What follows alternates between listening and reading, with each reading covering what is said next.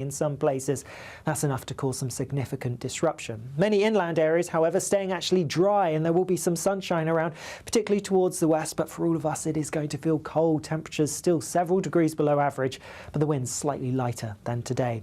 After a very cold night into Friday, it is going to be a bright start for many, just a bit of cloud towards the southeast. However, later on, cloud and rain will push in from the west, and that kind of marks the change that we're going to see in time for the weekend. It is going to be markedly wetter for many of us, but with that, temperatures rising a few degrees as well. Bye-bye.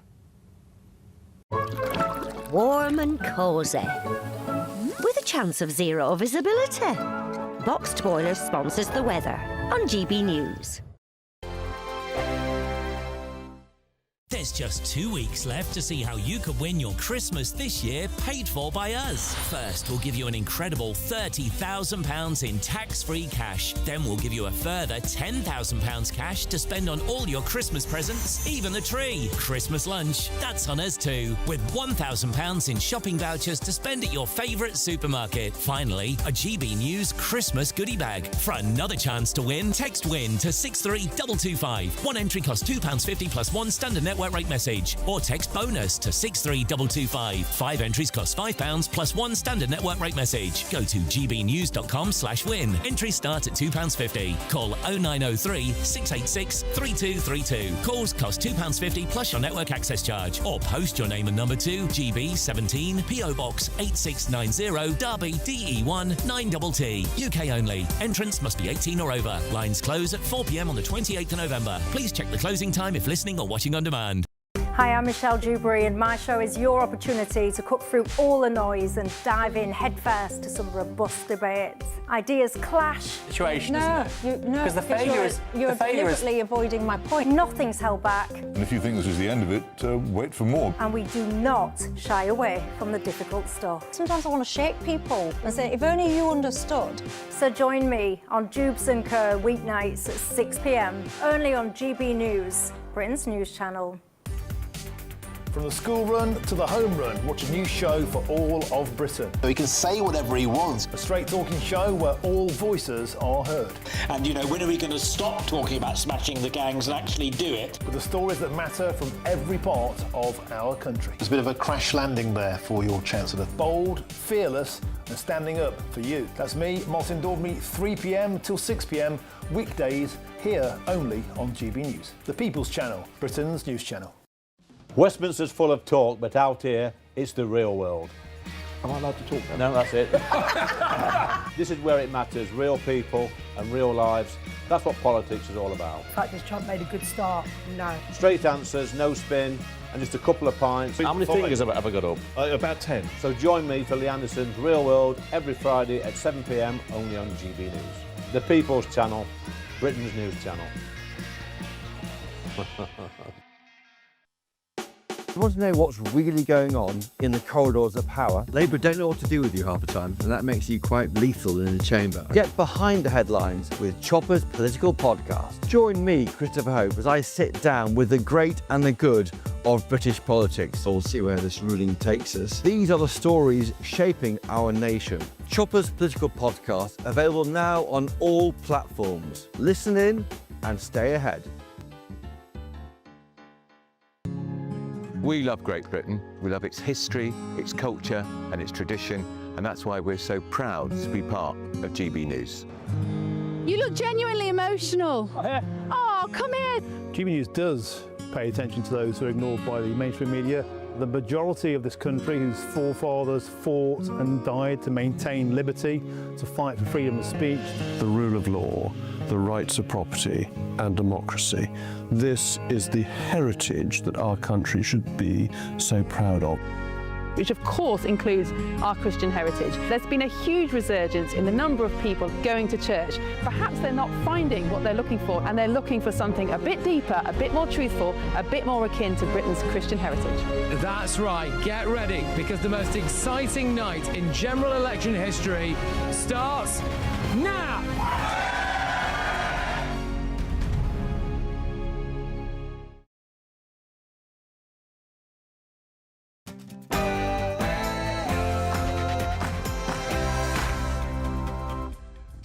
It's 9 p.m. I'm Patrick Christys. Tonight, Grooming gangs. Grooming gangs. Grooming gangs. Grooming gang.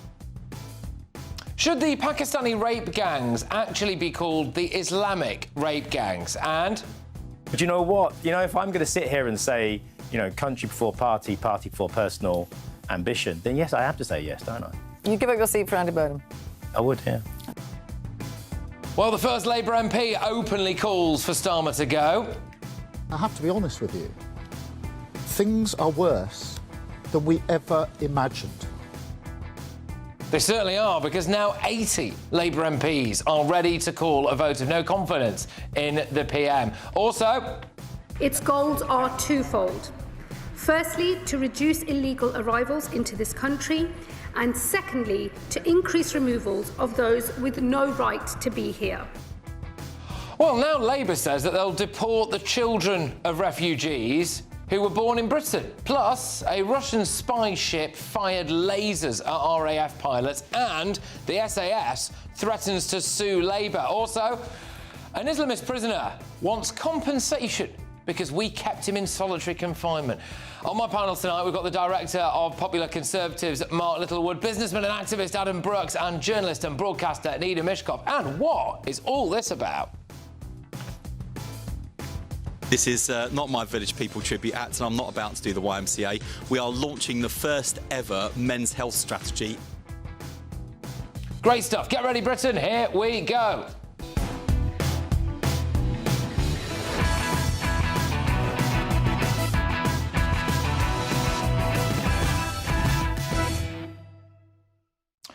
Is Islam the main reason behind the rape gang epidemic? Next.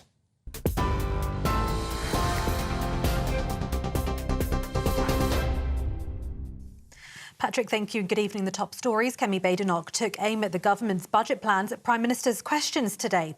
The Conservative leader accused Labour of letting next week's budget unravel before it's even been published, demanding the Prime Minister to rule out freezing income tax thresholds. This is the first budget to unravel before it's even been delivered. The Chancellor's cluelessness, I'm afraid, is damaging the economy now. The Prime Minister needs to end this shambles. So can he confirm today that he won't break another promise by freezing income tax thresholds? Sir Keir Starmer argued the Tories have no standing to lecture anyone on tax or living standards after years of economic turbulence. What we won't do is inflict austerity on the country as they did. Cause huge. What we won't do is inflict a borrowing spree like Liz Truss did. They left waiting lists at record highs. Almost 1 million more children in poverty, and they wrecked our public services. She comes here to talk down the country. We're turning the page. In other news, serial rapist and former Metropolitan Police officer David Carrick has been found guilty of sexually abusing a 12-year-old girl and a former partner. The 50-year-old, who's already been jailed for life, has been convicted of molesting the girl in the late 1990s and raping the woman during a relationship more than 20 years later. Jurors at the Old Bailey found him guilty of 9 offences. Carrick is already serving a minimum term of 32 years in prison, having admitted 71 offences of sexual violence committed over a 17-year period. The UK is exploring military options if a Russian spy ship sails closer to British shores after its crew used a laser to target RAF pilots monitoring its progress. Defence Secretary John Healey says the UK is ready to respond if that ship heads south from its current position north of Scotland. The Royal Navy and the RAF are keeping watch on the Yantar, which is designed for gathering intelligence and mapping crucial undersea cables after it entered wider UK waters this month. The Foreign Secretary Yvette Cooper in Berlin for a meeting with her German counterpart says the UK would be vigilant and determined in its response to Vladimir Putin's Russia. Russia denied being interested in British underwater communications and accused the UK of being Russophobic. And the Prince and Princess of Wales are at the Royal Albert Hall this evening to attend their first royal variety performance since Catherine's recovery from cancer. Stepping onto the red carpet at the Royal Albert Hall, William appeared in a classic tuxedo while Princess Catherine wore a green velvet gown. They're watching performances from the cast of Paddington the Musical and pop star Jessie J. Well, the Princess says her children were very sad not to attend. And those are the latest headlines. For now, more from me in an hour. You can now watch GB News live across the United States of America and the world on Truth Plus. Scan the QR code to find out more or visit gbnews.com/truth.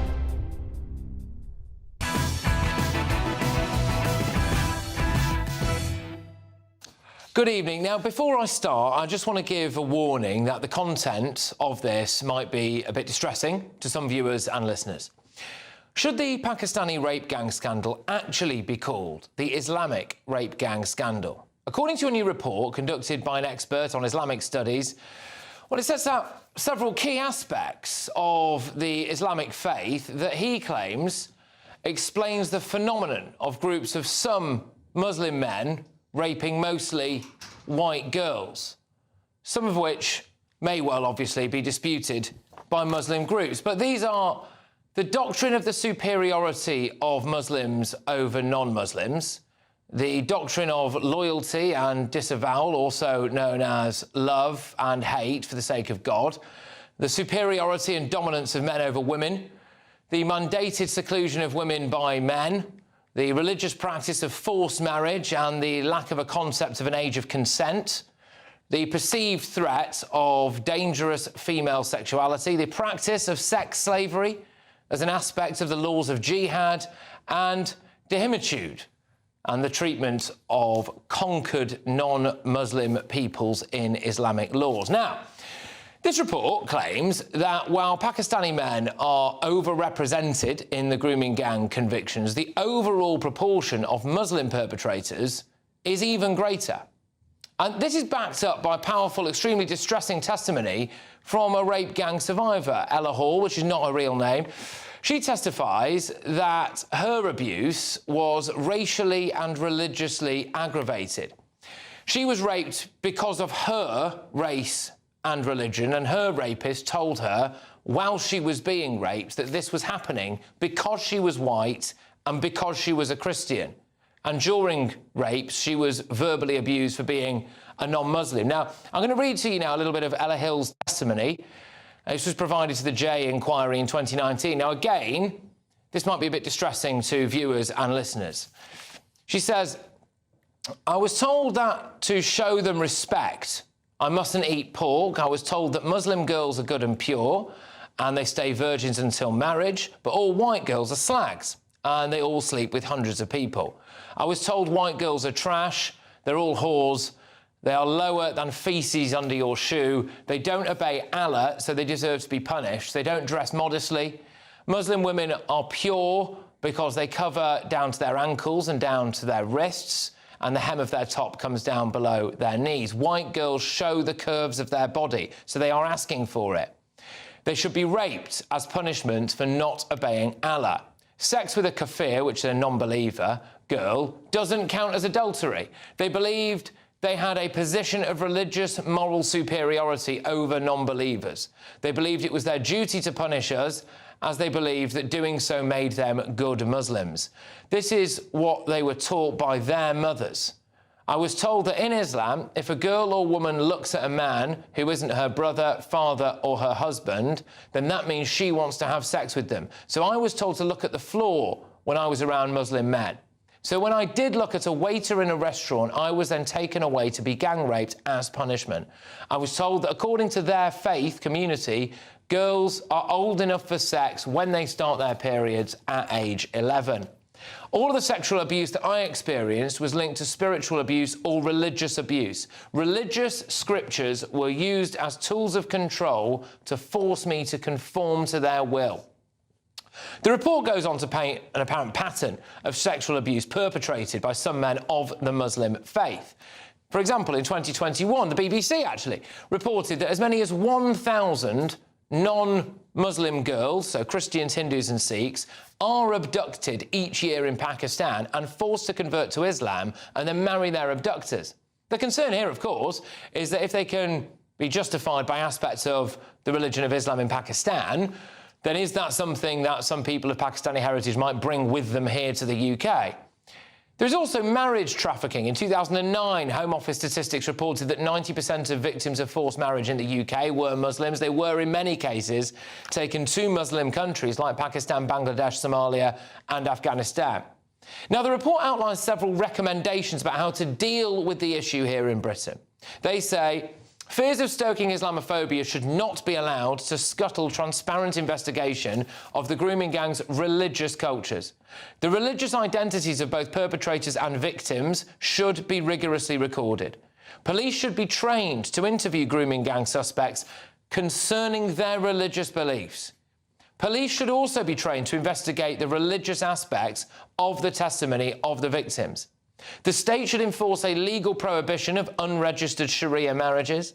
The role of abusers' family members in enabling abuses must be considered. That is a very important factor, I think. Islamic religious leaders should be called upon to disavow the activities of grooming gangs, as well as certain religious beliefs which have enabled grooming gang activities. Politicians should refrain from making dismissive but ignorant claims concerning what Islam does and doesn't teach about human sexual relations. It must be publicly acknowledged that there are Muslims who reject the key elements of the grooming gang cultures as well. Now, the UK Forced Marriage Unit should remove statements on its website that there is no religious basis to force marriages in Islam. Awareness training should be provided to vulnerable white working class communities who are being targeted by grooming gangs. For example, the Sikh community already have programmes which could be used as a model. Now, of course, some Muslims have condemned the rape gang scandal and reject claims that their faith could be used to justify this criminal and abhorrent behaviour.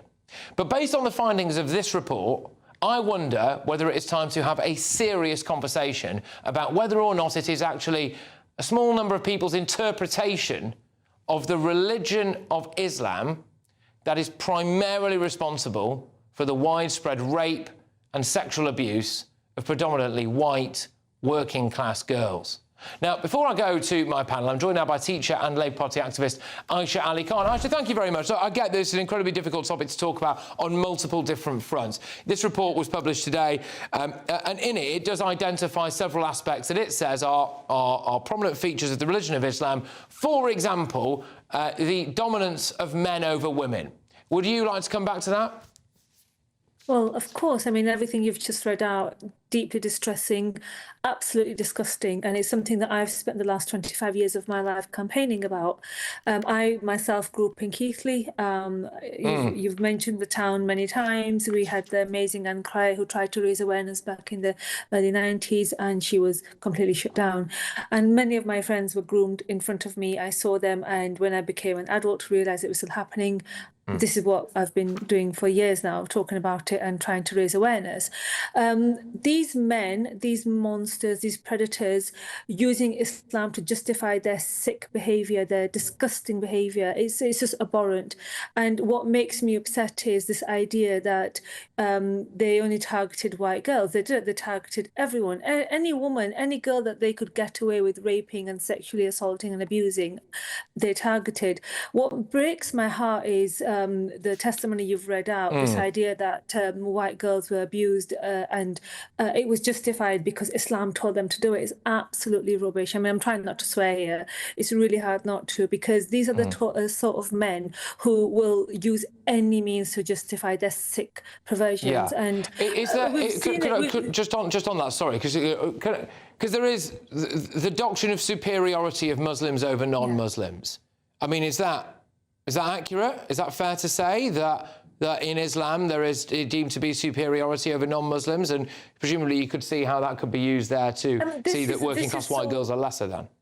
This is so bizarre for me, because I grew up in a very open, understanding environment. My parents are very, very, from now, when I look back and I think, gosh, we would have Sikh sort of literature and songs on in the morning. My parents really friendly with the Shia neighbours. We had Jewish neighbours. I myself am very close to many Jewish people, Israeli people as well. So my point is this: the people that try to justify, that use Islam to justify the idea that they are better and they're entitled to do this and they can get away with it, these are sick individuals who've clearly never heard the word no from day one, and that's something that I've spoken about. And people like Nazir Afzal has mentioned this. He's done articles, and by the way, he was one of the first ask people to realise, hang on, this criminal behaviour is criminal behaviour. Why aren't the CPS doing something about it? And Patrick, so many times I've gone and done talks and I've organised events, and police officers were openly coming up to me, social workers were openly coming up to me 10, 15, 20 years ago and saying, I'm so glad you've said this, because we couldn't say this because we would have been deemed, it would have been deemed racist and inappropriate, but thank you so much for saying it, because this I do wonder, actually, sorry, Bose, because we're going to have to go to my panel shortly, but I do wonder if that's also part of the problem, because in some of the recommendations there, it did say the people firstly don't need to be afraid of being called Islamophobic. The other aspect is that it needs to be examined, the role that family members played. So, for example, the wives of some of the perpetrators and their family, in apparently at some times maybe turning a blind eye to this, and calls for more Islamic leaders to actually openly come out and condemn it, which I know you absolutely vehemently call for, and you obviously absolutely condemn as well. So look, thank you for that. I appreciate your time this evening. So I'm Charlie Khan there. We are going to whiz ourselves over to my panel on this now. We've got Director of Public Services Mark Littlewood. We've also got landlord and activist Adam Brooks and journalist and broadcaster Nina Mishkov. Right, Mark, I'll start with you. Lots to unpack here, but what that report does outline there is several key aspects of the religion of Islam that appear to be used, backed up by victim testimony, to apparently justify the industrial-scale rape of white girls. Yep. And if we ever get anything approaching a proper national inquiry, I think it should be no can of worms left unopened, basically. We should investigate everything fully, including this. There should be no no-go areas of that inquiry. The fact the inquiry still seems to be on ice is a disgrace, by the way.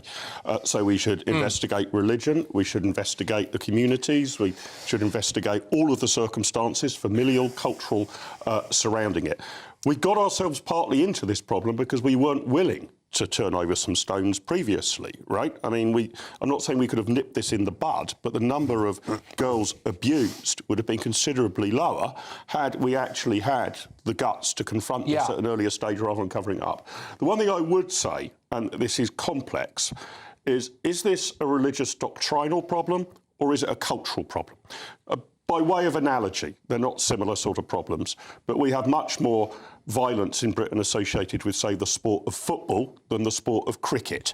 Is that a problem about football, or is that a problem about the culture surrounding football? And those are two different things. Let's be honest, a devout Christian could commit some pretty gruesome crimes based on wording in the Bible and rely on that. I do get that. What they're identifying there is a pattern, not just here, but also abroad, in Muslim countries, which that report identifies there.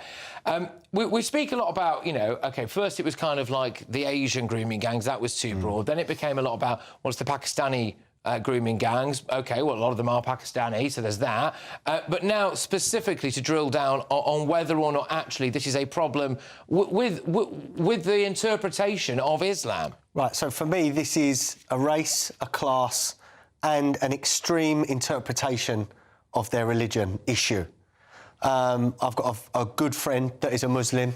He has the beard. He takes his faith very, very seriously. And I've spoke to him about this, and he said there is a small minority of people that will use their religion as a cloak to get away with what they want to get away with. And it's easy to say, oh, the book told me to do that. Now, he's a family man. He's disgusted with this. Let's remember we've had priests that have committed horrible sex crimes as well. There are nasty people within all religions. But this was allowed to fester and allowed to continue because people were scared to call out not just the race issue, but the religious issue. People were scared. My friend, when I said, why didn't many of the communities speak out? He said, because of these small amount of extremists that are very violent. And he said as well, communities didn't want to speak out because then it put a whole magnifying glass on all Muslims. And obviously, the majority of Muslims are against the rape of children. So, I mean, Nina, I read out one of the survivors' testimonies there. There are several others as well, where they say very, very similar things, including things like during rapes, they were having scriptures from the Quran recited to them and all of this.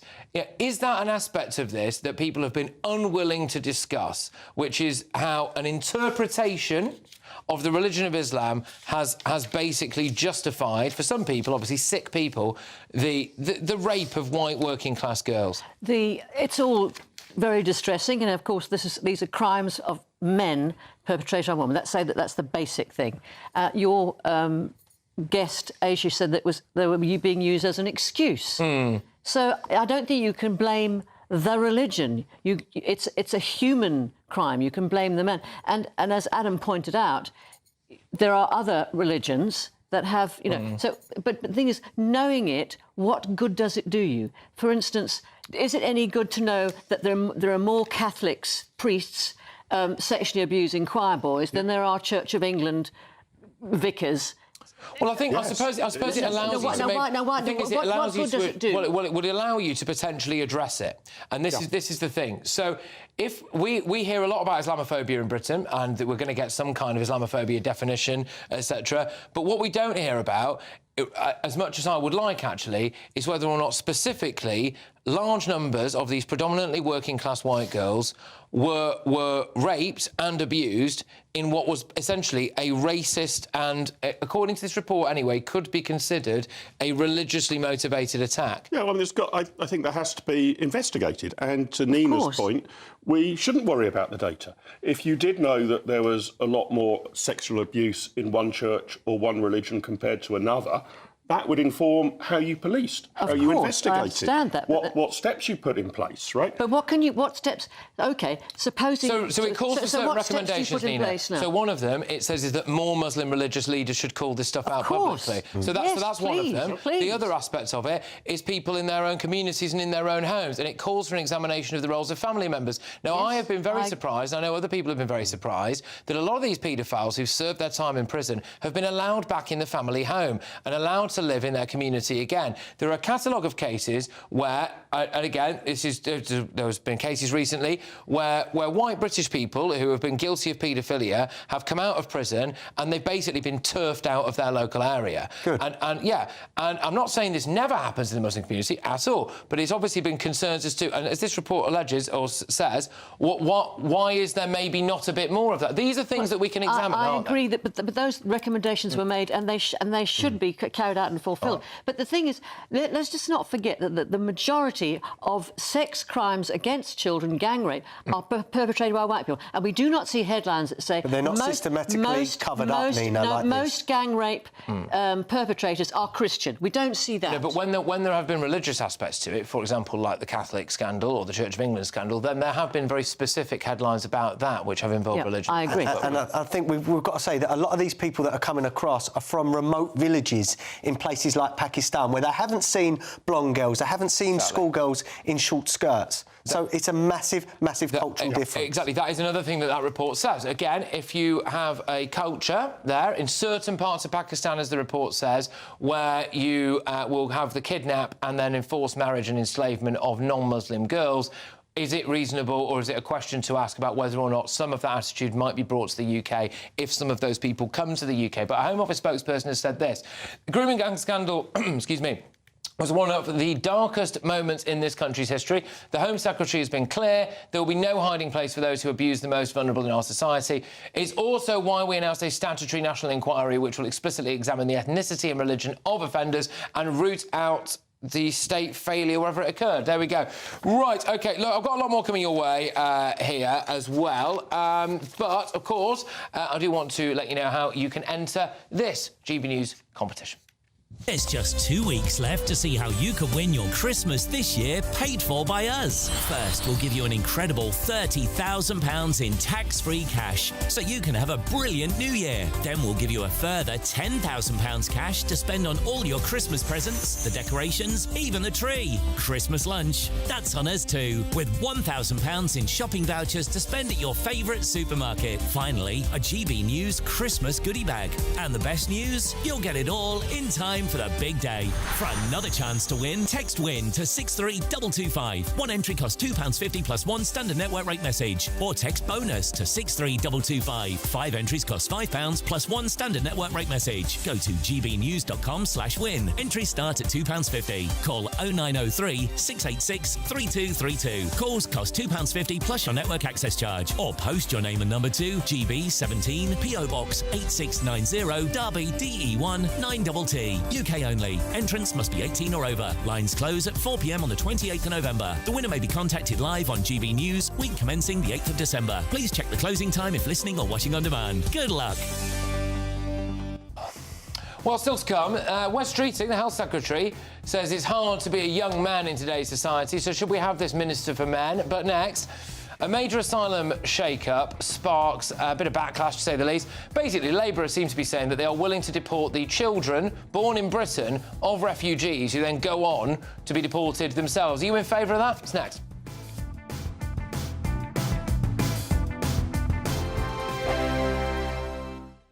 Britain deserves a newsroom that puts the facts and your voice first. Well, and that's what you get on GB News. Lively debates, lively conversation. And we're not afraid to hold power to account.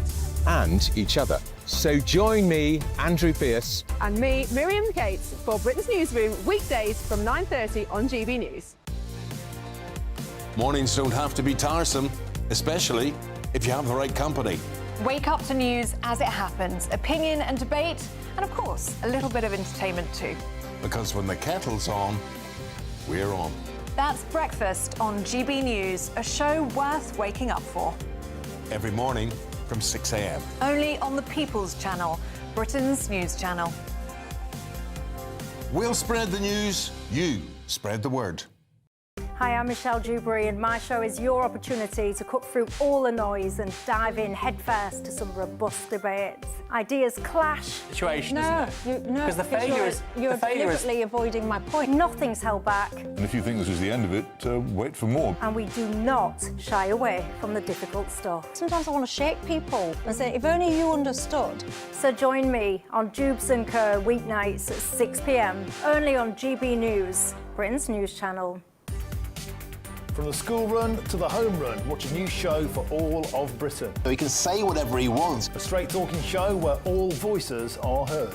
And, you know, when are we going to stop talking about smashing the gangs and actually do it? With the stories that matter from every part of our country. There's a bit of a crash landing there for your Chancellor. Bold, fearless and standing up for you. That's me, Martin Daubney, 3 p.m. till 6 p.m, weekdays, here only on GB News. The People's Channel, Britain's news channel. Westminster's full of talk, but out here, it's the real world.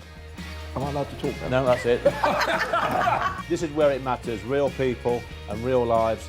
That's what politics is all about. In fact, has Trump made a good start? No. Straight answers, no spin, and just a couple of pints. How many fingers have I got up? About 10. So join me for Lee Anderson's Real World every Friday at 7 p.m, only on GB News.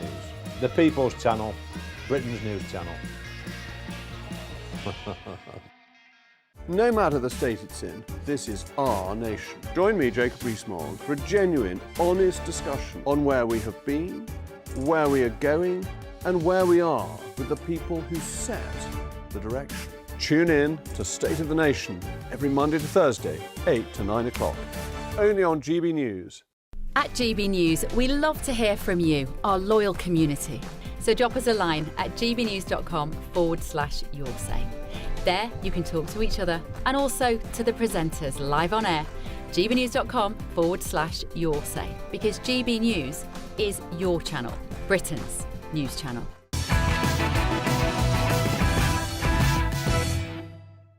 Welcome back to Patrick Christys tonight. Is Labour right to want to deport kids that were born in Britain? It's time for the head-to-head. The Home Office has confirmed that children born in the UK to refugee parents could face deportation under Home Secretary Shabana Mahmood's new asylum plans. The policy would see families required to leave the UK if their refugee status is revoked, prompting, criticism, as you would expect, really, from senior Labour figures. Lord Dubs, who came to Britain as a child after fleeing the Nazis, accused the government of using children as a weapon, while other Labour MPs warned that the measures mirror populist rhetoric. Well, ministers insist that the changes are needed to remove what they call perverse incentives and to strengthen the UK's asylum system. So look, tonight I'm asking, should children born in the UK to refugee parents be deported? I'm joined now by human rights lawyer Mahtab Aziz and the culture reporter and activist Khadija Khan. Thank you very much. Khadija, I'll start with you. So is this fair enough then, do you think? Thank you so much, Patrick, for having me on to discuss this issue. I think compassion alone cannot solve the pressing issues within our asylum system. Let's confront the reality. Our asylum system is broken. If compassion were a sufficient remedy, we wouldn't find ourselves in this predicament in the first place. I commend the Home Secretary for acknowledging the urgent need to address this problem. I think referring to the proposed asylum reform plans as something that can be weaponized to deport children is fundamentally misleading. According to the existing British Nationality Act, a child born in the UK obtains citizenship at birth only if at least one parent is a British citizen or holds settled status. Birthright citizenship simply does not exist in our laws. The proposed policy further clarifies that children born in the UK will have the opportunity to acquire settled status or British citizenship, eventually ensuring their ability to remain in this country. And then the parents of those British citizens must apply for settlement or to regularize their status based on the laws. I think these reforms aim to provide a safe pathway for individuals seeking asylum and to contribute positively to our society. It will counter the narrative, I believe, that demonizes these asylum seekers. And we have to understand that we are not a banana republic. We are a vibrant democratic country, and we need effective laws to serve the interests of the British people. I'm going to have to bring Mahtab in, Khadija, now. So Mahtab, yeah, your reason. I mean, look, a lot of people might think, well, you know, look, if you've not got settled status somewhere, don't come to Britain, decide to have a baby, and expect to be able to stay for the rest of your life. Well, as you know, this country has fundamental links to human rights, and part of that is that we are a signatory to the United Nations Convention on the Rights of the Child. We are also, obviously, we have to abide by Article 8 of the European Convention on Human Rights, and also the Refugee Convention of 1951. So all of these, in fact, international laws, we are in fact signatories to, and we must abide by them, and particularly when it comes to children. This proposed change in the law is actually unnecessary, fundamentally flawed, and what you will get is, as you've seen in America, there will be legal challenges and a lot of waste of more money and time. OK. Khadija, the big argument against this from a lot of people, apart from the law aspect, is about morality. So is it morally OK to deport a child along with their foreign parents, basically, because their parents have failed to get asylum? As I said, that only compassion cannot resolve the issues, the pressing issues that we are facing as a society in terms of asylum-seeking process. And the European Convention on Human Rights, refugee treaties, and the other international treaties that we have signed up. I think it's ridiculous to just assume that they can just work for the end, like eternally for all our problems. The European Convention on Human Rights, it's not an ordained document. It is a man-made document that can be adopted to address current challenges. A 75-year-old treaty cannot effectively resolve the issues we face today. Under current rules, we are unable to deport foreign criminals. They use Article 3 of European Convention on Human Rights to block their deportation. And I would also point out one fact, that whenever ethnic minority women who dare to think outside the victim box and challenge the dictates of so-called community leaders, they often face backlash from both their community and from liberal left. That's true. We're seeing that now. We've seen that with this reality when we are talking about the proposed policy on asylum-seeking process. All right, we've got to go. Matt, sorry, just final word for you on this. I mean, look, do you acknowledge that there is a problem when it comes to people coming to Britain and either immediately trying to have a baby themselves or trying to get somebody else pregnant in a bid to stay in Britain? No, I'm afraid that's all misinformation. There's no evidence to support that. Refugees that come to this country come in a very traumatic state, and the last thing on their mind will be to have children. Okay, I think we have long argued about more safe and legal routes for families who have the right to come here and seek asylum, but we cannot achieve this with a broken and ineffective asylum system. Therefore, these reforms are much needed. And if establishing a systemic and effective approach to handle these asylum cases help deter people from taking dangerous route that can unfortunately result in children drowning in the channel, then I believe this should be viewed as a positive step forward. OK, all right, look, both of you, thank you very much. Human rights lawyer Masab Aziz and culture reporter and activist Khadija Khan. Keen to get your views on whether or not you think that it's OK, basically, to deport children that were born here. I'm kind of the opinion that you shouldn't really have kids in a country unless you've been guaranteed to be allowed to stay in the country, really. I mean, that's your own fault. But anyway, remember, you can send us your views at gbnews.com/your say. And there is a brand new way to take part in the conversation by becoming a friend of GB News for free. Join the community and be part of our shows by becoming a friend of GB News. Get a direct line to join the conversations that you hear us talking about every day in our programmes by commenting on Your Say and voting in You Decide polls. Access opinion, analysis and behind-the-scenes videos as we share more from the stories that you see on TV and radio. Plus, watch our shows live and on catch-up anywhere, anytime. If you love our channel, become a friend of GB News for free by scanning the QR code or going to gbnews.com/friend. Don't just watch our programmes, come and be a part of them.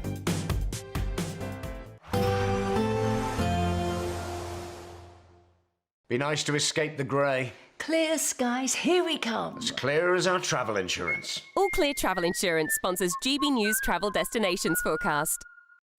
If you're looking to escape the cold weather in the UK, your best bet is Greece, where it will be warmer than average, albeit with some heavy showers. Cold, meanwhile, across Iberia, and that's because the same northerly winds affecting the UK over the next few days will bring colder than average weather to Spain, to Portugal. Just 9 degrees there in Barcelona. A band of rain through the Balearics into Italy, as well as parts of Greece. This actually intensifies during Friday and the weekend with some very wet weather across Central Europe. All Clear Travel Insurance sponsors GB News Travel Destinations Forecast. Good evening. It's time for your Met Office weather update for GB News. Now, even if you aren't seeing the snow at the moment, it's staying cold for many of us as we go overnight and into tomorrow. Harsh frost in quite a few places, all because we have Arctic air plunging its way down from the north, leading to temperatures being several degrees below average for the time of year. That northerly wind's also bringing a fair few showers, mainly across northern Scotland, but also down the eastern side of the UK and some western parts, Northern Ireland, Wales, southwest England, seeing some showers. And particularly towards the north, these are going to be readily falling as snow as we go overnight. Otherwise, many places are actually staying quite dry inland. Clear skies allowing temperatures to drop, so frost for many of us, harsh across some parts of Scotland, could get close to negative double figures perhaps. Through the morning, it is going to be a wintry mix across the northern half of Scotland, similar to what we've seen through today, really. Snow continuing to build up here, and there could be some icy patches as well. Drier across central southern Scotland. More showers piling in across Northern Ireland, and these will be falling as a mixture of rain, sleet and snow. Similar across parts of southwest Wales and also maybe southwest England, and down the eastern side of England as well. Plenty of showers piling in, and especially around the North York Moors, the snow is expected to continue to build up. We could see 15 to maybe 25 centimetres of snow lying in some places. That's enough to cause some significant disruption. Many inland areas, however, staying actually dry, and there will be some sunshine around, particularly towards the west, but for all of us it is going to feel cold. Temperatures still several degrees below average, but the wind's slightly lighter than today. After a very cold night into Friday, it is going to be a bright start for many, just a bit of cloud towards the southeast. However, later on, cloud and rain will push in from the west, and that kind of marks the change that we're going to see in time for the weekend. It is going to be markedly wetter for many of us, but with that, temperatures rising a few degrees as well. Bye-bye. Join me, Nana Akweer, for an informative, interactive news programme with a difference. It's fun. No, he didn't say that, Dave. I'm so surprised. I think there's an element of truth to that. Join me from 3 p.m. every weekend, only on GB News, Britain's news channel. The GB Newsroom, we bring you the news as it happens. With our team of dedicated journalists across the UK. We're ready to keep you up to date with what's happening every half an hour, every single day. Bulletins here on GB News. The People's Channel. Britain's news channel. Britain deserves a newsroom that puts the facts and your voice first. Well, and that's what you get on GB News. Lively debates, lively conversation. And we're not afraid to hold power to account. And each other. So join me, Andrew Pierce. And me, Miriam Gates, for Britain's Newsroom, weekdays from 9:30 on GB News.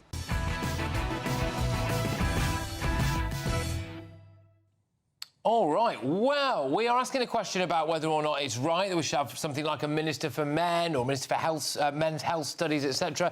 Because, of course, it's International Men's Day today. Also, though, crucially, because male suicide rates have absolutely skyrocketed. It's the highest level in 20 years. In fact, I believe I'm right in saying that suicide is the single biggest killer of men under the age of 50, which is, I mean, devastating, isn't it, really?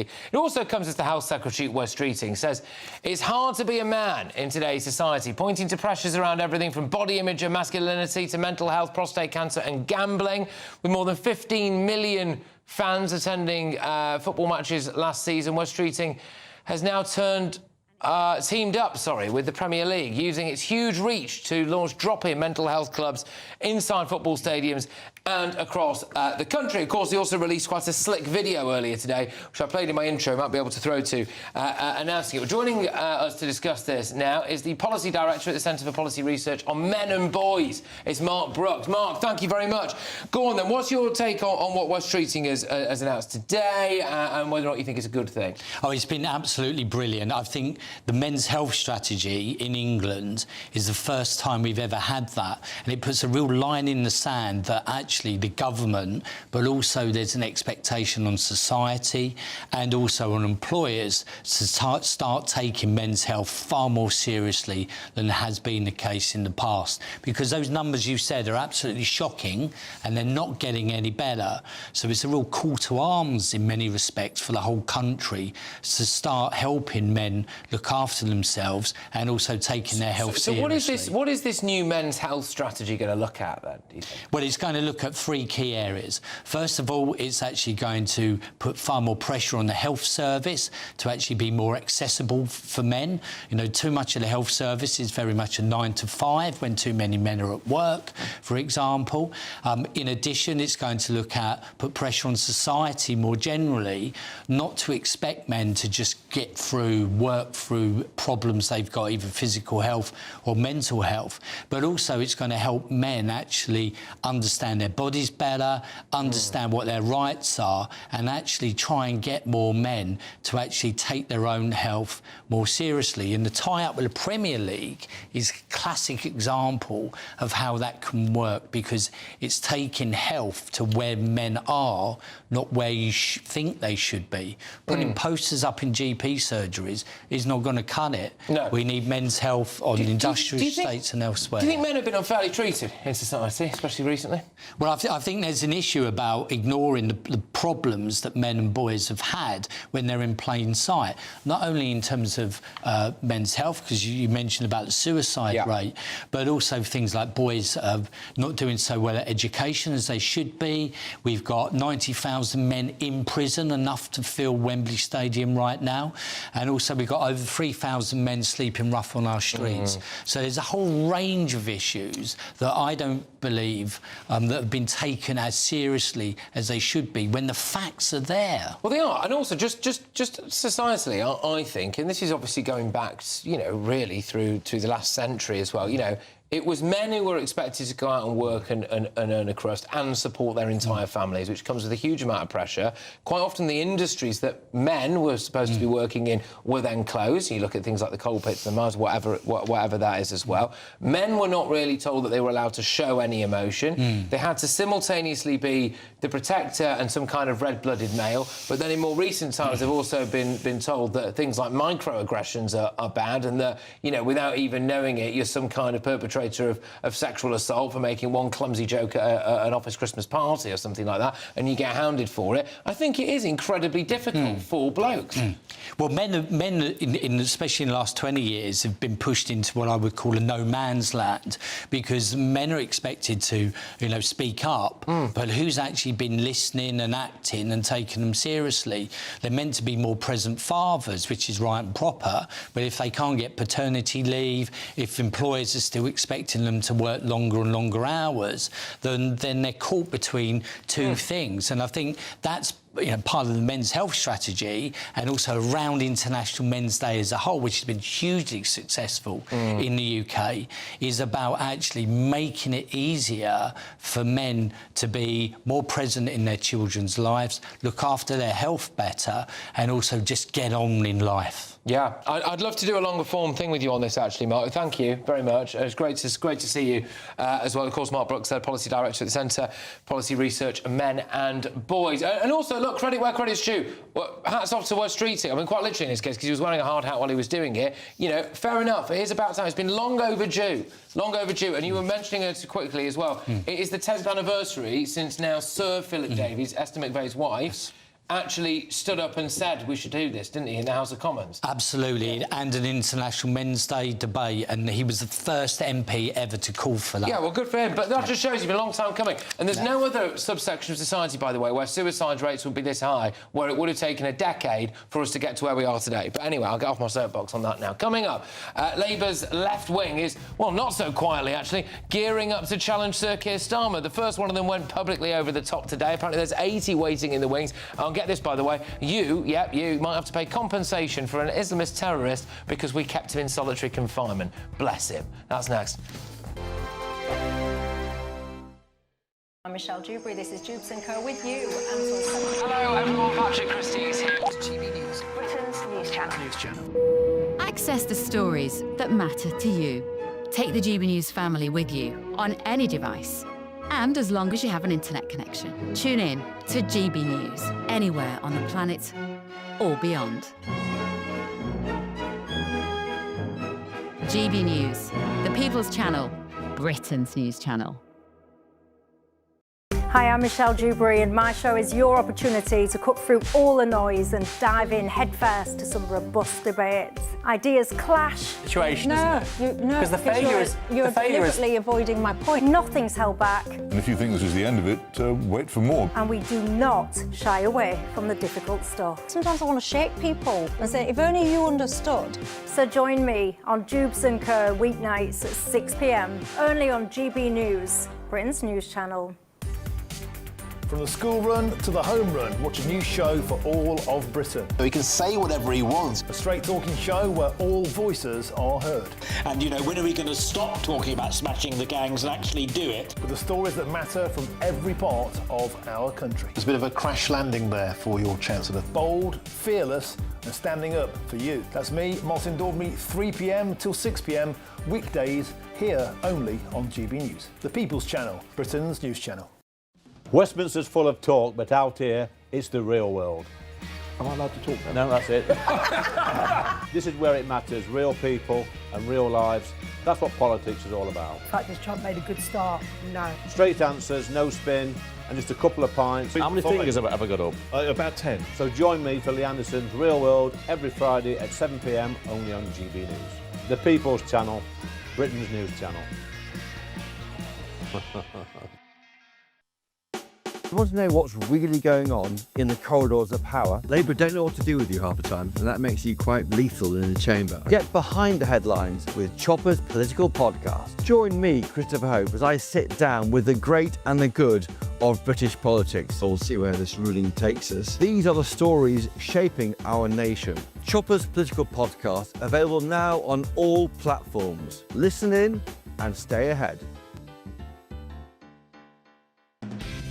Decisions made in Washington aren't just shaping America, they're shaping Britain too. From migration to global security, from crime to health. Whatever happens in the White House today will be felt in your town or city tomorrow. That's why The Late Show is live from Washington, D.C. Cutting through the politics to show you what it all means for Britain. The Late Show Live, every night at midnight. Only on GB News, Britain's news channel.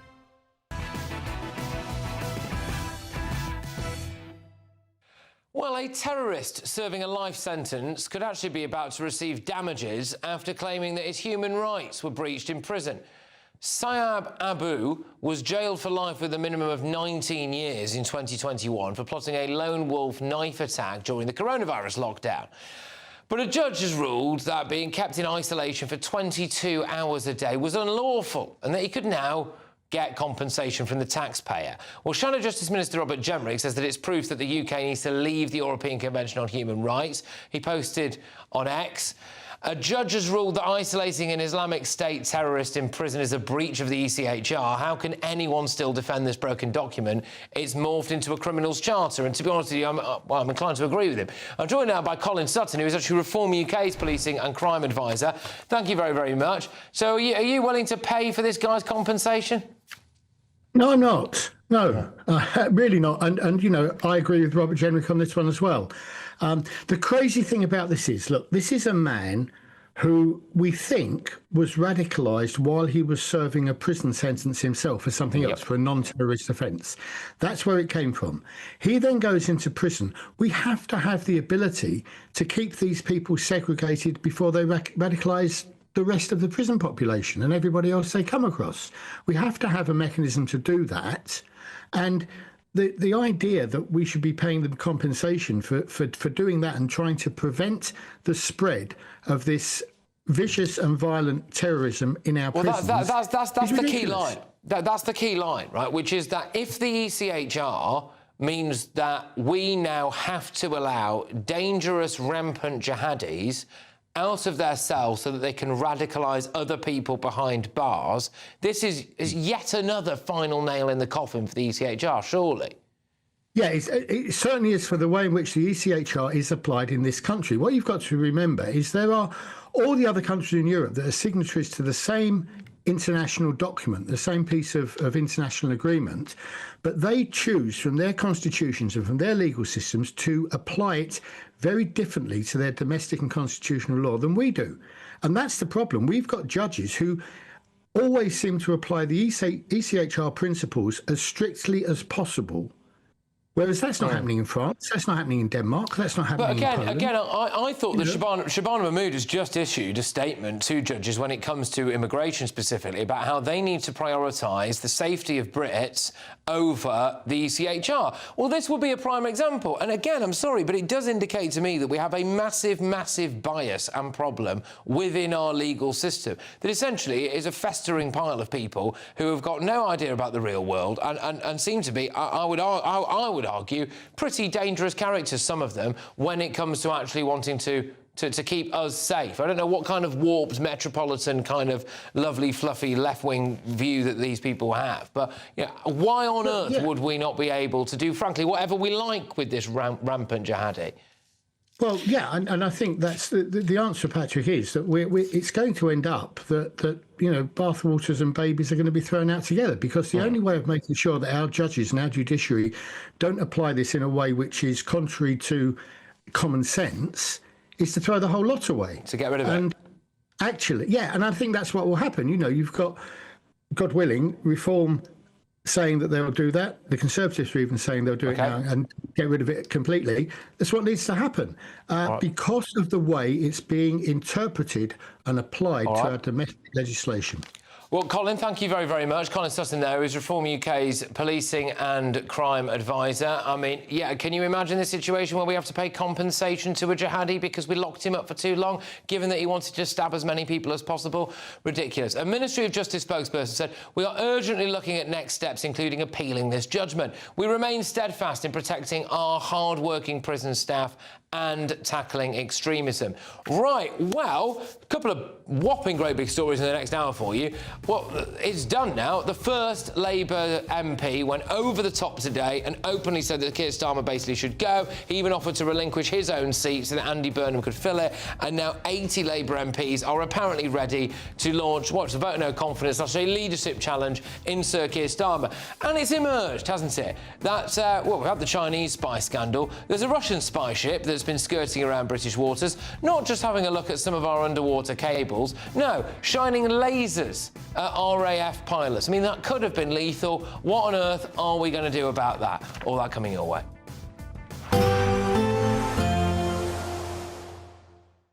Expect warm spells with the odd rude interruption.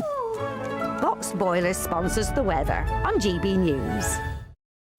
Good evening. It's time for your Met Office weather update for GB News. Now, even if you aren't seeing the snow at the moment, it's staying cold for many of us as we go overnight and into tomorrow. Harsh frost in quite a few places, all because we have Arctic air plunging its way down from the north, leading to temperatures being several degrees below average for the time of year. That northerly wind's also bringing a fair few showers, mainly across northern Scotland, but also down the eastern side of the UK and some western parts, Northern Ireland, Wales, southwest England, seeing some showers. And particularly towards the north, these are going to be readily falling as snow as we go overnight. Otherwise, many places are actually staying quite dry inland. Clear skies allowing temperatures to drop, so frost for many of us, harsh across some parts of Scotland, could get close to negative double figures perhaps. Through the morning, it is going to be a wintry mix across the northern half of Scotland, similar to what we've seen through today, really. Snow continuing to build up here, and there could be some icy patches as well. Drier across central southern Scotland, more showers piling in across Northern Ireland, and these will be falling as a mixture of rain, sleet and snow. Similar across parts of southwest Wales and also maybe southwest England, and down the eastern side of England as well. Plenty of showers piling in, and especially around the North York Moors, the snow is expected to continue to build up. We could see 15 to maybe 25 centimetres of snow lying in some places. That's enough to cause some significant disruption. Many inland areas, however, staying actually dry, and there will be some sunshine around, particularly towards the west, but for all of us it is going to feel cold. Temperatures still several degrees below average, but the wind's slightly lighter than today. After a very cold night into Friday, it is going to be a bright start for many, just a bit of cloud towards the southeast. However, later on, cloud and rain will push in from the west, and that kind of marks the change that we're going to see in time for the weekend. It is going to be markedly wetter for many of us, but with that, temperatures rising a few degrees as well. Bye-bye. Expect warm spells with the odd rude interruption. Box Boilers sponsors the weather on GB News.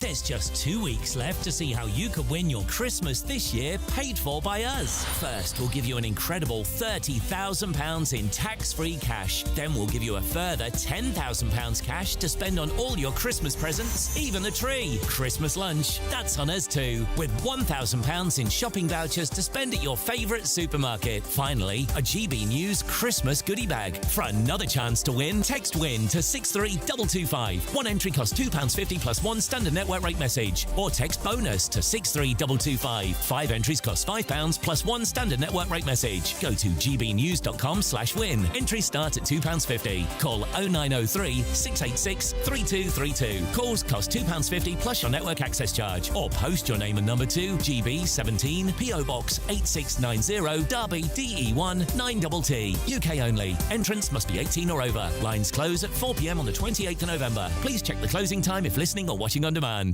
Hi, I'm Michelle Dewberry, and my show is your opportunity to cut through all the noise and dive in headfirst to some robust debates. Ideas clash. Situation, because the failure is... You're deliberately avoiding my point. Nothing's held back. And if you think this is the end of it, wait for more. And we do not shy away from the difficult stuff. Sometimes I want to shake people and say, if only you understood. So join me on Jubes & Co weeknights at 6 p.m, only on GB News, Britain's news channel. Join me, Nana Akwe, for an informative, interactive news programme with a difference. It's fun. No, he didn't say that, Dave. I'm so surprised. I think there's an element of truth to that. Join me from 3 p.m. every weekend, only on GB News, Britain's news channel. From the school run to the home run, watch a new show for all of Britain. So he can say whatever he wants. A straight talking show where all voices are heard. And, you know, when are we going to stop talking about smashing the gangs and actually do it? With the stories that matter from every part of our country. There's a bit of a crash landing there for your Chancellor. Bold, fearless and standing up for you. That's me, Martin Daubney, 3 p.m. till 6 p.m, weekdays, here only on GB News. The People's Channel, Britain's news channel. Britain deserves a newsroom that puts the facts and your voice first. Well, and that's what you get on GB News. Lively debates, lively conversation. And we're not afraid to hold power to account. And each other. So join me, Andrew Pierce. And me, Miriam Gates, for Britain's Newsroom, weekdays from 9:30 on GB News. At GB News, we love to hear from you, our loyal community. So drop us a line at gbnews.com/yoursay. There you can talk to each other and also to the presenters live on air. gbnews.com/yoursay, because GB News is your channel, Britain's news channel.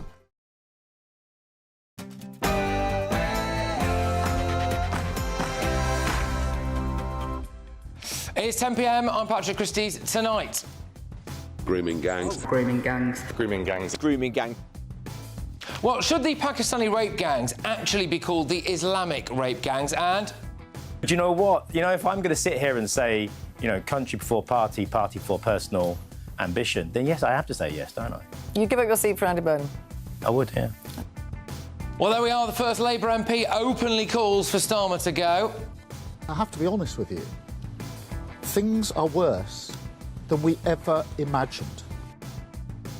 Well, now 80 Labour MPs are ready to call a vote of no confidence in the Prime Minister. Also, its goals are twofold.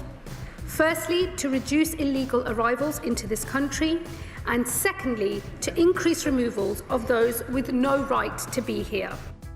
Well, now Labour say that they'll deport the children of refugees born in Britain, plus a Russian spy ship fired lasers at RAF pilots, and the SAS threatens to sue this Labour government.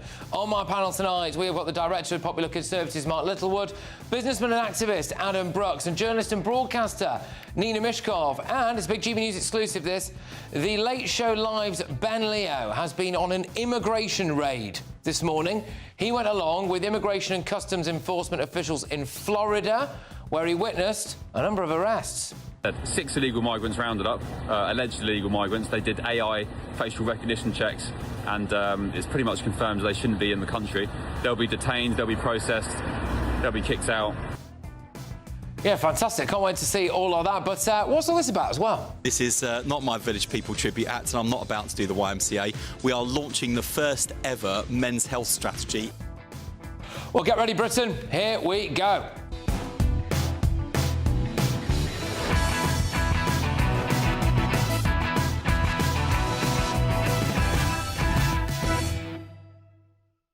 Today's the day that Labour MPs said that they want Starmer out. Next.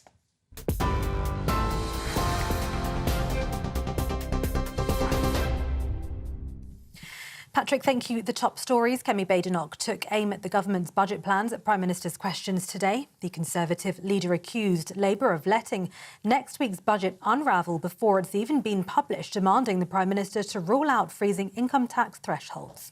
This is the first budget to unravel before it's even been delivered. The Chancellor's cluelessness, I'm afraid, is damaging the economy now.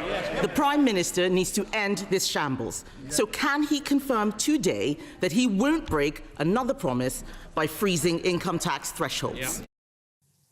Sir Keir Starmer argued the Tories have no standing to lecture anyone on tax or living standards after years of economic turbulence. What we won't do is inflict austerity on the country as they did. Cause huge.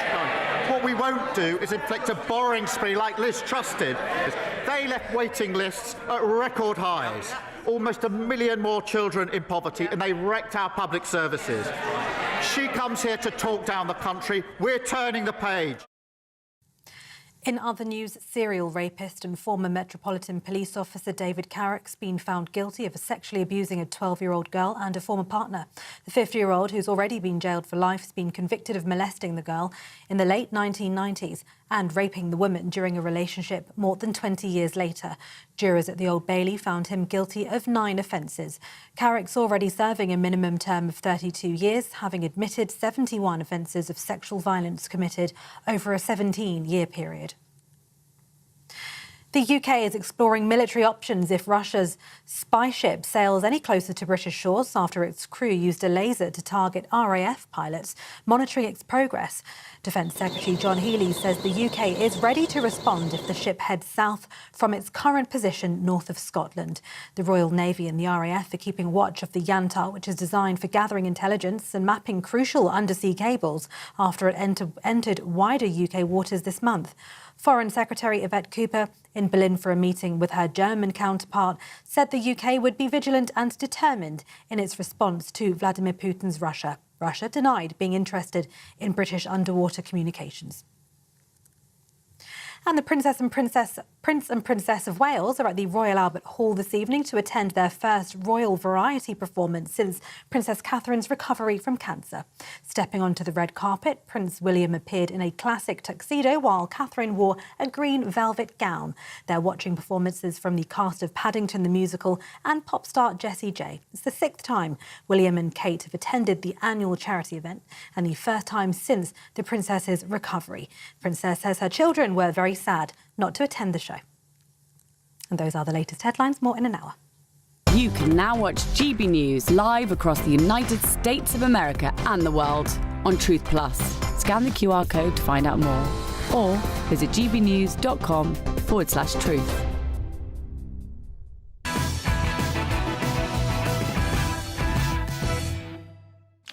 Well, it's finally happened. Today, a Labour MP went on national television and openly called for Sir Keir Starmer to go.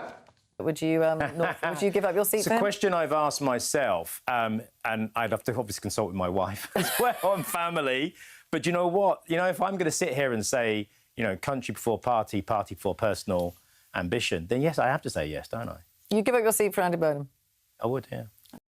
Yeah, there he is, saying he'd give up his seat for Andy Burnham so he could challenge Sir Keir Starmer. It's going to take about 80 Labour MPs to call for Sir Keir Starmer to go in order to trigger a leadership contest. And today, they say they've hit that number. The only problem for them, of course, is that they can't decide on who should actually replace him.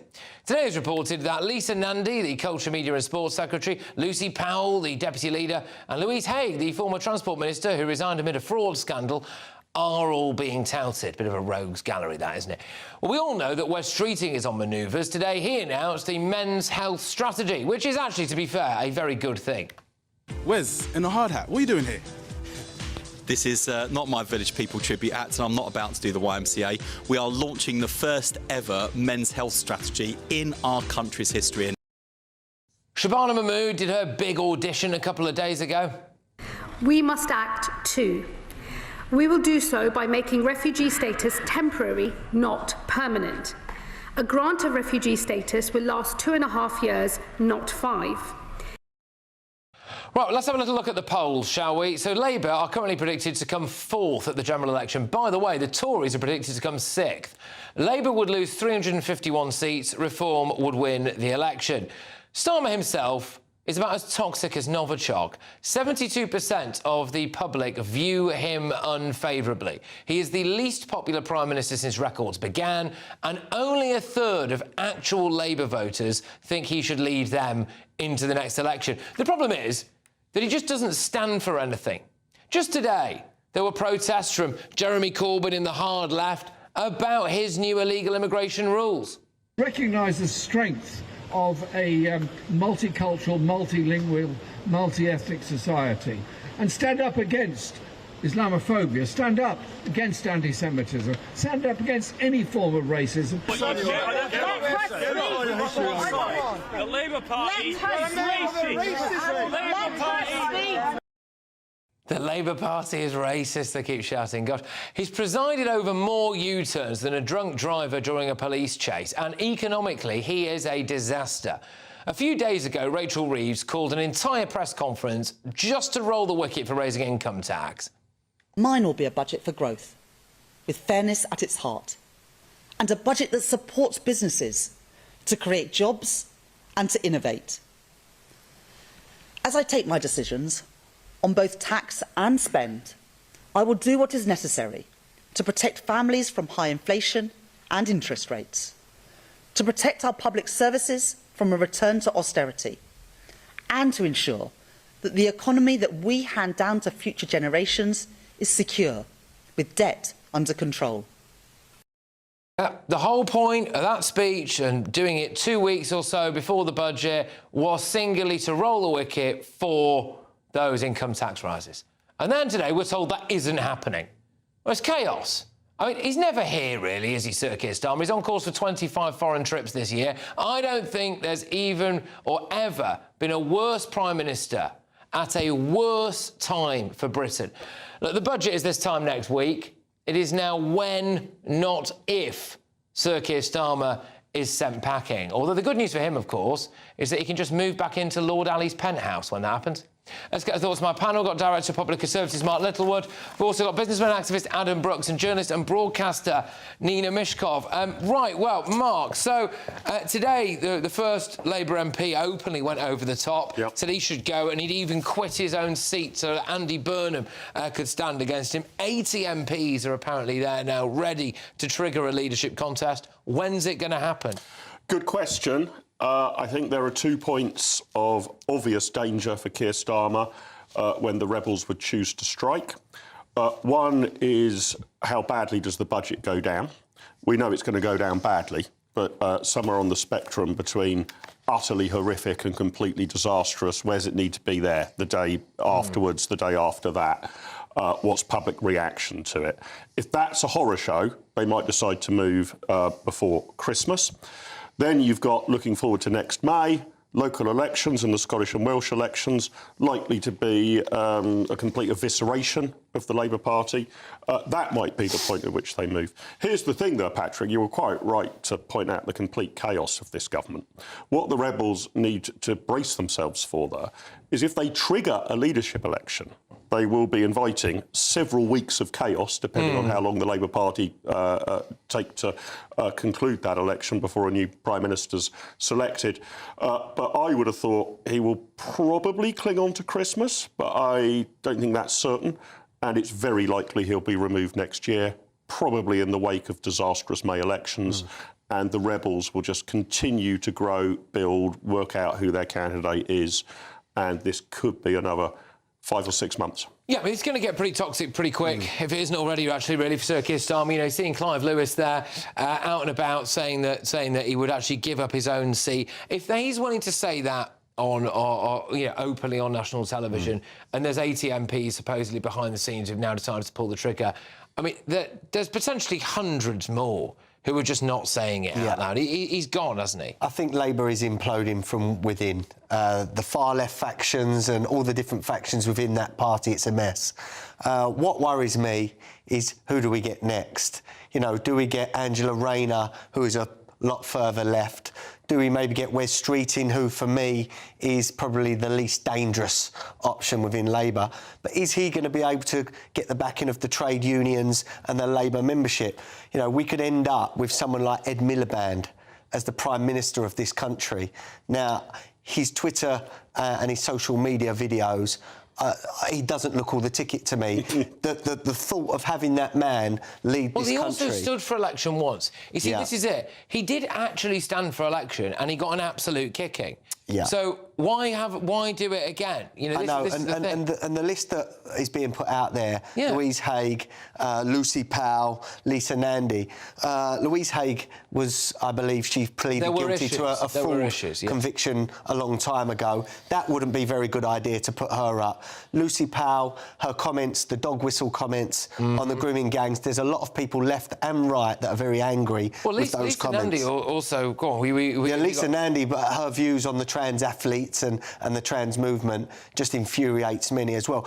I've got to say, the Labour Party terrifies me, and so do many of these, but Wes Streeting is probably my pick. Well, it's a shame for Wes Streeting that he's going to lose his seat at the next general election, because he's only got a majority of a couple of hundred, I think, and those polls have shifted even more against him.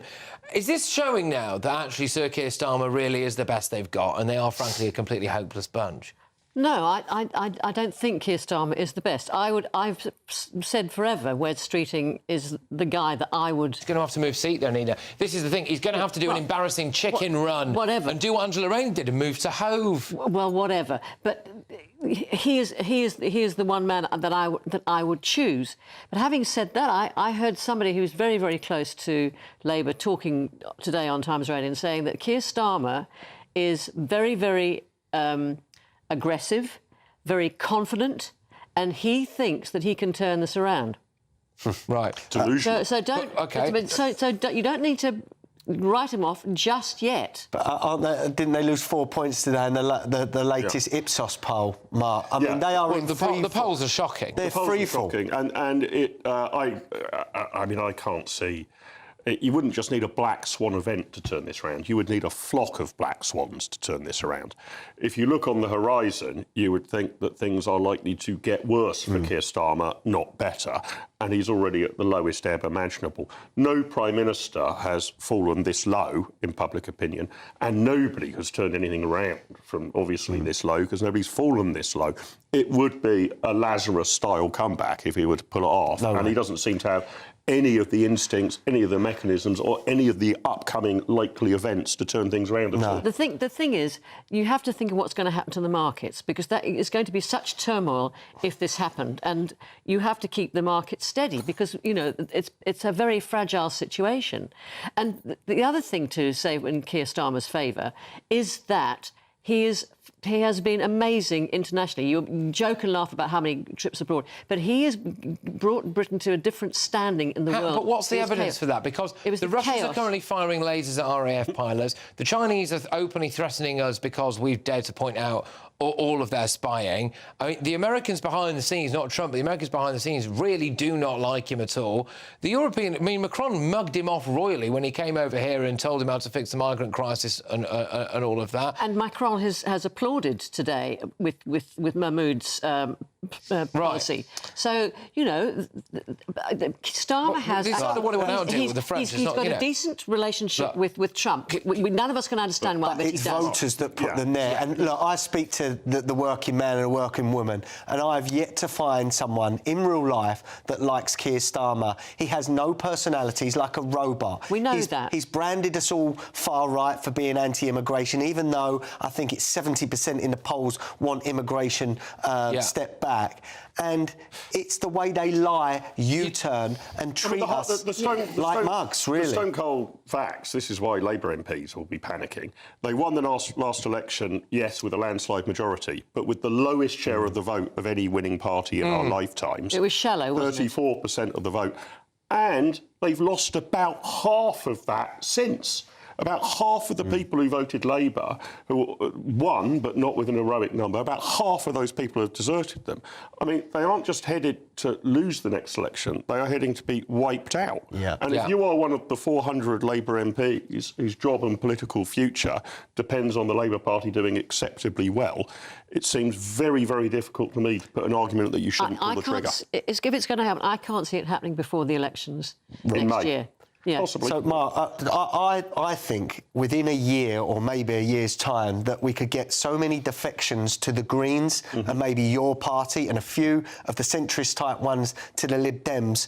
Could that trigger a general election if there were, say, 80 people that decided, I'm getting off this sinking ship? I guess it is possible, but because Labour has such a big majority, Starmer or whoever emerges as leader of the Labour Party next year would have to lose about 70 MPs, one way or another. It could be that some of them go to the Greens, some of them to the Liberals, perhaps one or two even to Reform. If 70 MPs went and the Labour Party really did implode in terms of how many people take the whip in Parliament, 70 is the kind of key number to look at. Then the government will potentially lose a confidence vote. Then you get an early election. If they get to like 10% in the polls, it really does carry on free fall. Is that a likelihood, do you think? I'm not sure they'll go as low as 10. At some point, there's a floor.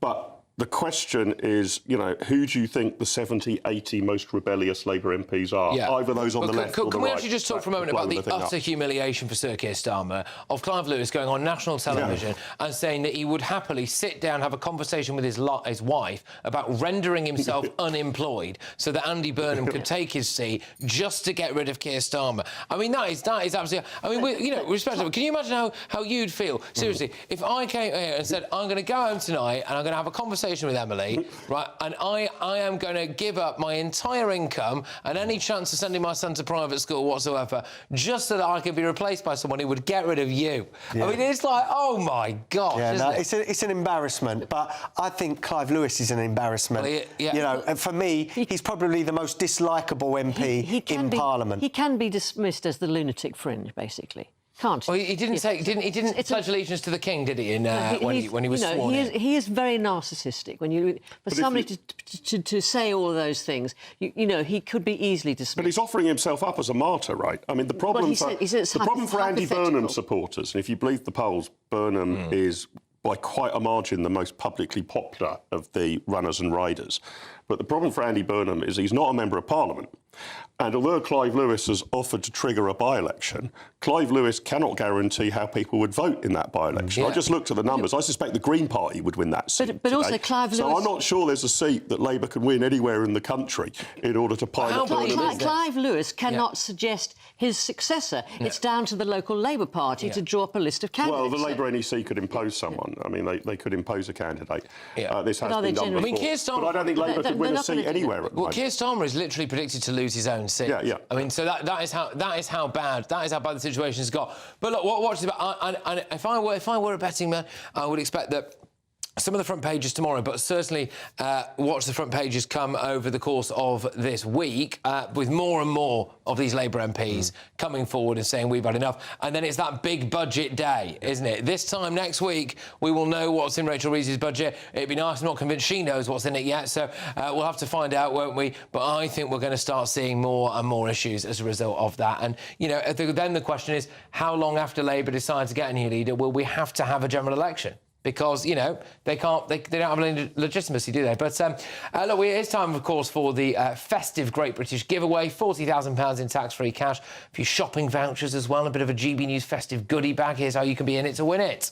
There's just 2 weeks left to see how you could win your Christmas this year paid for by us. First, we'll give you an incredible £30,000 in tax-free cash, so you can have a brilliant new year. Then we'll give you a further £10,000 cash to spend on all your Christmas presents, the decorations, even the tree. Christmas lunch, that's on us too, with £1,000 in shopping vouchers to spend at your favourite supermarket. Finally, a GB News Christmas goodie bag. And the best news? You'll get it all in time for the big day. For another chance to win, text WIN to 63225. One entry costs £2.50 plus one standard network rate message. Or text BONUS to 63225. 5 entries cost £5 plus one standard network rate message. Go to gbnews.com/win. Entries start at £2.50. Call 0903 686 3232. Calls cost £2.50 plus your network access charge. Or post your name and number to GB 17 PO Box 8690 Derby DE1 9TT. UK only. Entrance must be 18 or over. Lines close at 4 p.m. on the 28th of November. The winner may be contacted live on GB News, week commencing the 8th of December. Please check the closing time if listening or watching on demand. Good luck. All right, coming up, tomorrow's newspaper front pages will be on their way shortly. But no, it's a really serious story, this. So a Russian spy ship has aimed lasers at RAF pilots. And also, as well, the SAS is threatening to sue this government. Seriously, the SAS is threatening to sue this Labour government. Stay tuned.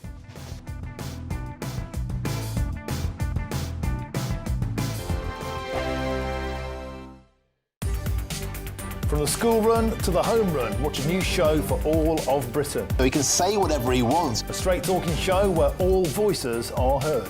And, you know, when are we going to stop talking about smashing the gangs and actually do it? With the stories that matter from every part of our country. There's a bit of a crash landing there for your Chancellor. Bold, fearless and standing up for you. That's me, Martin Daubney, 3 p.m. till 6 p.m, weekdays, here only on GB News. The People's Channel, Britain's news channel. Martin Daubney, weekdays from 3 p.m. Get ready for this one, because a children's book has claimed that the ancient inhabitants of Scotland were black. Yes, the illustrated book, which aims to make Scottish history accessible to children as young as 4, well, it claimed that Scotland has always been, quote, multicultural and diverse. Let's now speak with the comedian and the GBNews contributor, Leo Kearse. Leo, welcome to the show. This just shows, you can't trust education anymore. You can't trust books anymore. The only history books you can trust are ones that were written before about 20 years ago. And the only historians you can trust are the ones who've been accused of bigotry, because anyone else might be lying so they don't get accused of bigotry. They might be lying to fit in with the current progressive dogma. And when I say progressive, it's obviously not actually progressive. It's progressive in the same terms that a doctor would tell you a disease is progressing. It's not actually progressing in the sense of being good for society. This is flat earth level insanity. This is completely scientifically inaccurate. It's not even like London. I mean, I know in medieval settings, Robin Hood or whatever, they insert black characters in. There were some black people in London because it was a major trade route. The Romans brought some black people or people from North Africa or whatever. But Scotland, I mean, none of them went up to Scotland. They were probably cold enough in Kent. Never mind exposing them to Aberdeen. Yeah, I mean, I'm about as black as a Scotsman you'd get. There's it's obviously completely fraudulent. GB News, the People's Channel. Westminster's full of talk, but out here, it's the real world. Am I allowed to talk now? No, that's it. This is where it matters, real people and real lives. That's what politics is all about. The fact has Trump made a good start? No. Straight answers, no spin, and just a couple of pints. How many fingers have I got up? About 10. So join me for Lee Anderson's Real World every Friday at 7 p.m, only on GB News. The People's Channel, Britain's news channel.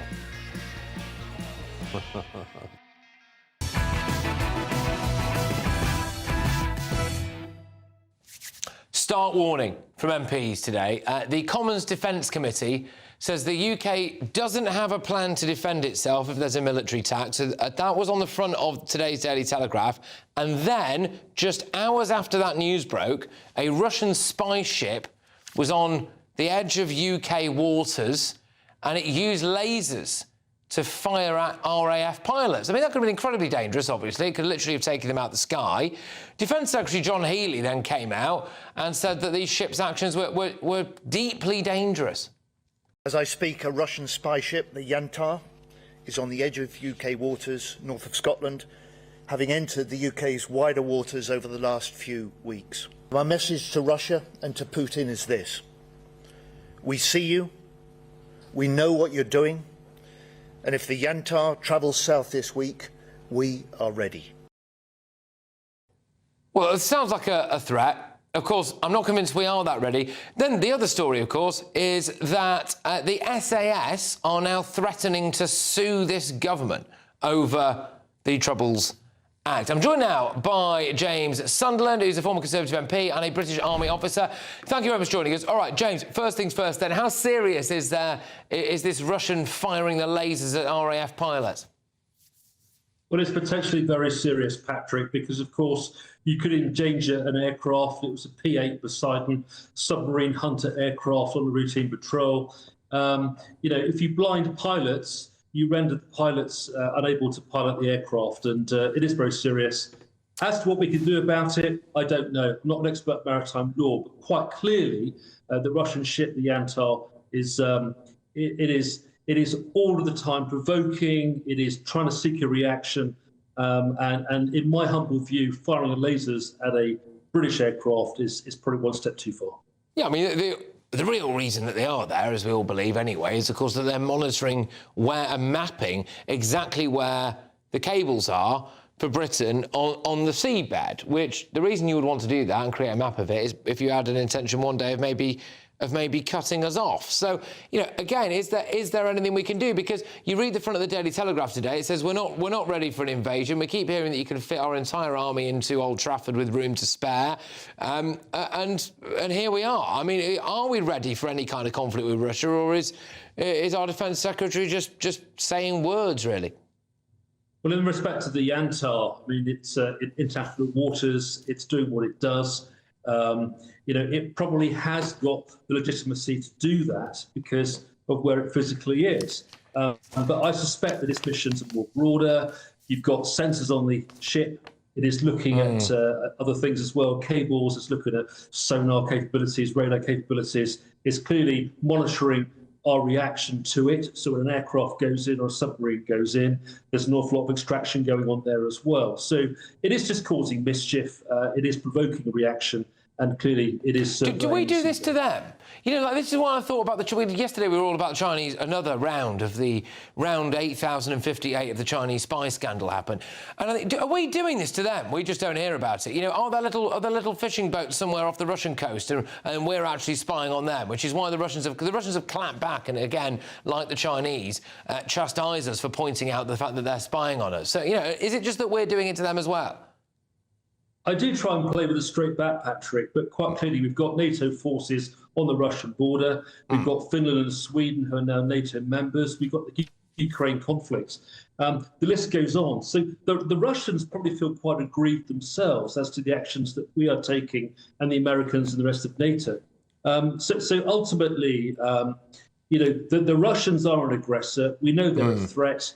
They're a threat because they're sending aircraft into our airspace, submarines into our waters, ships into our waters as well. Right. And quite clearly, this is sub-threshold activity which should concern any defence secretary. All right, can I just whiz us on to the other story here? Because this broke earlier on this evening, actually, and it was that apparently the SAS is considering suing this government, taking legal action, really it is, against this government, over Labour's Troubles bills. The Special Air Service veterans have declared that they intend to launch legal action against this government over its mistreatment of soldiers who served in the Troubles. This is unprecedented, isn't it?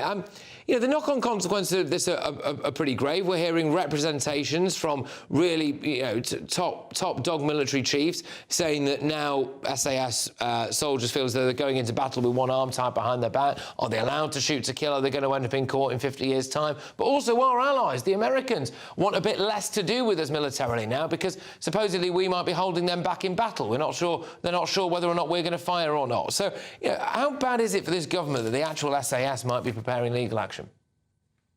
Patrick, it's shocking. You know, you look at the Chagos deal, that's shocking. It's a complete abrogation of UK sovereign responsibility. It's the same with the SAS now. These guys place their lives on the line to support the sovereign, to support the crown, to support the British people.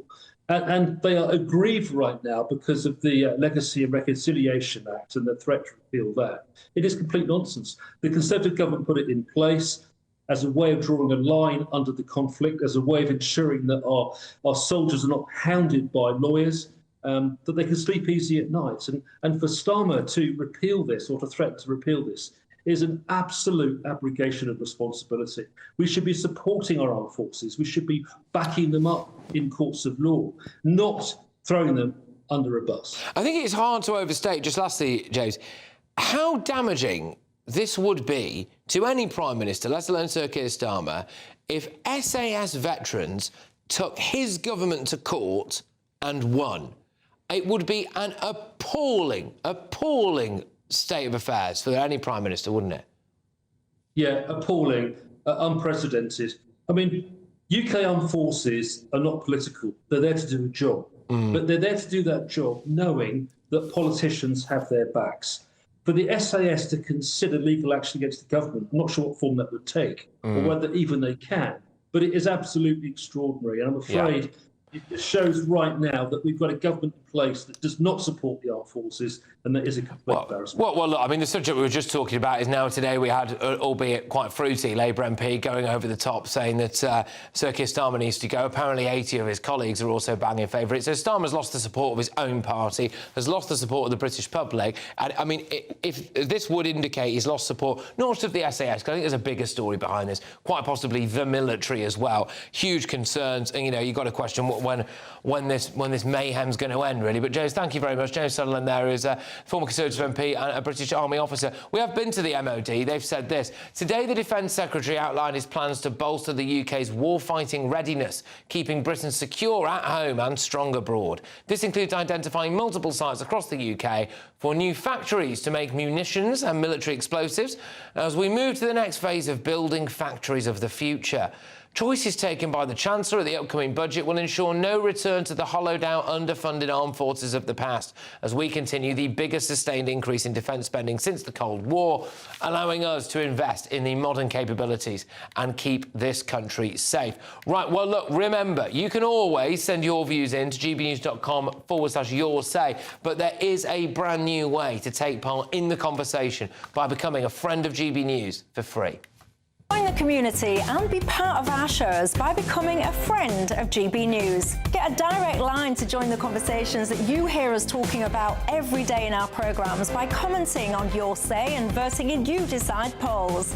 Access opinion, analysis and behind-the-scenes videos as we share more from the stories that you see on TV and radio. Plus, watch our shows live and on catch-up anywhere, anytime. If you love our channel, become a friend of GB News for free by scanning the QR code or going to gbnews.com/friend. Don't just watch our programmes, come and be a part of them.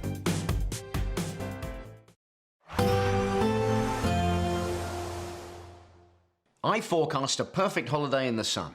Weather looking good then? For sure, and no worries about our travel insurance. All Clear Travel Insurance sponsors GB News Travel Destinations Forecast.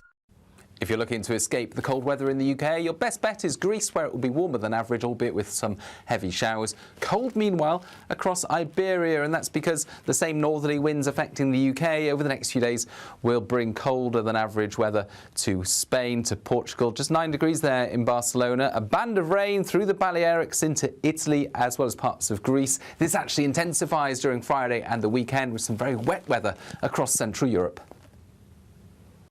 All Clear Travel Insurance sponsors GB News Travel Destinations Forecast.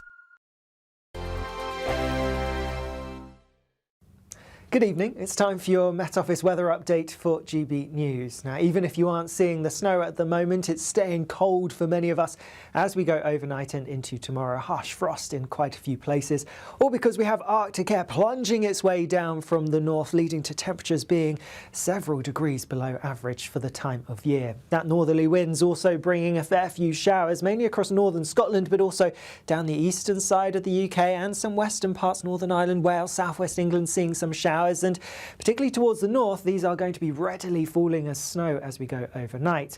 Otherwise, many places are actually staying quite dry inland. Clear skies allowing temperatures to drop, so frost for many of us, harsh across some parts of Scotland, could get close to negative double figures perhaps.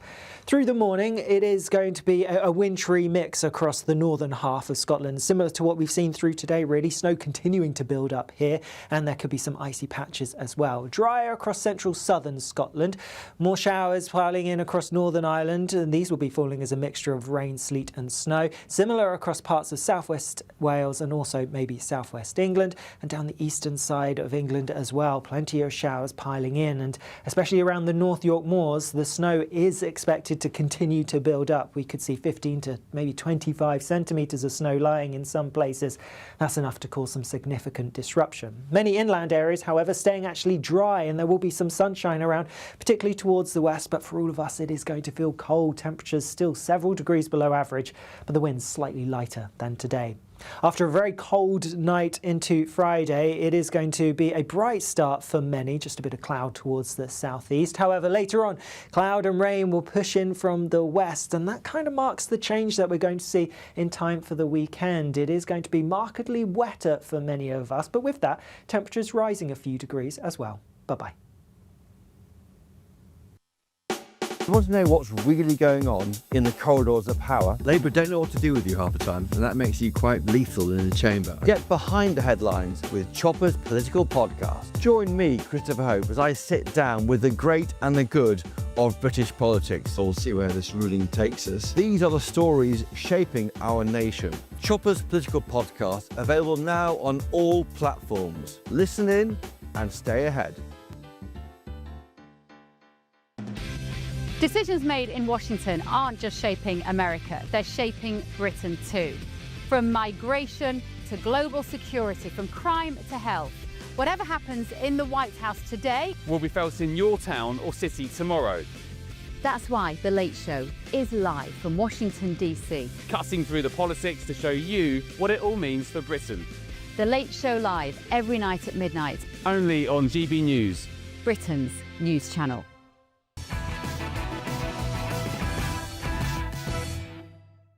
Welcome back. So let's get you those first look at the front pages for tomorrow. The Independent, we're ready for you. UK's stern threat to Putin over spy threat.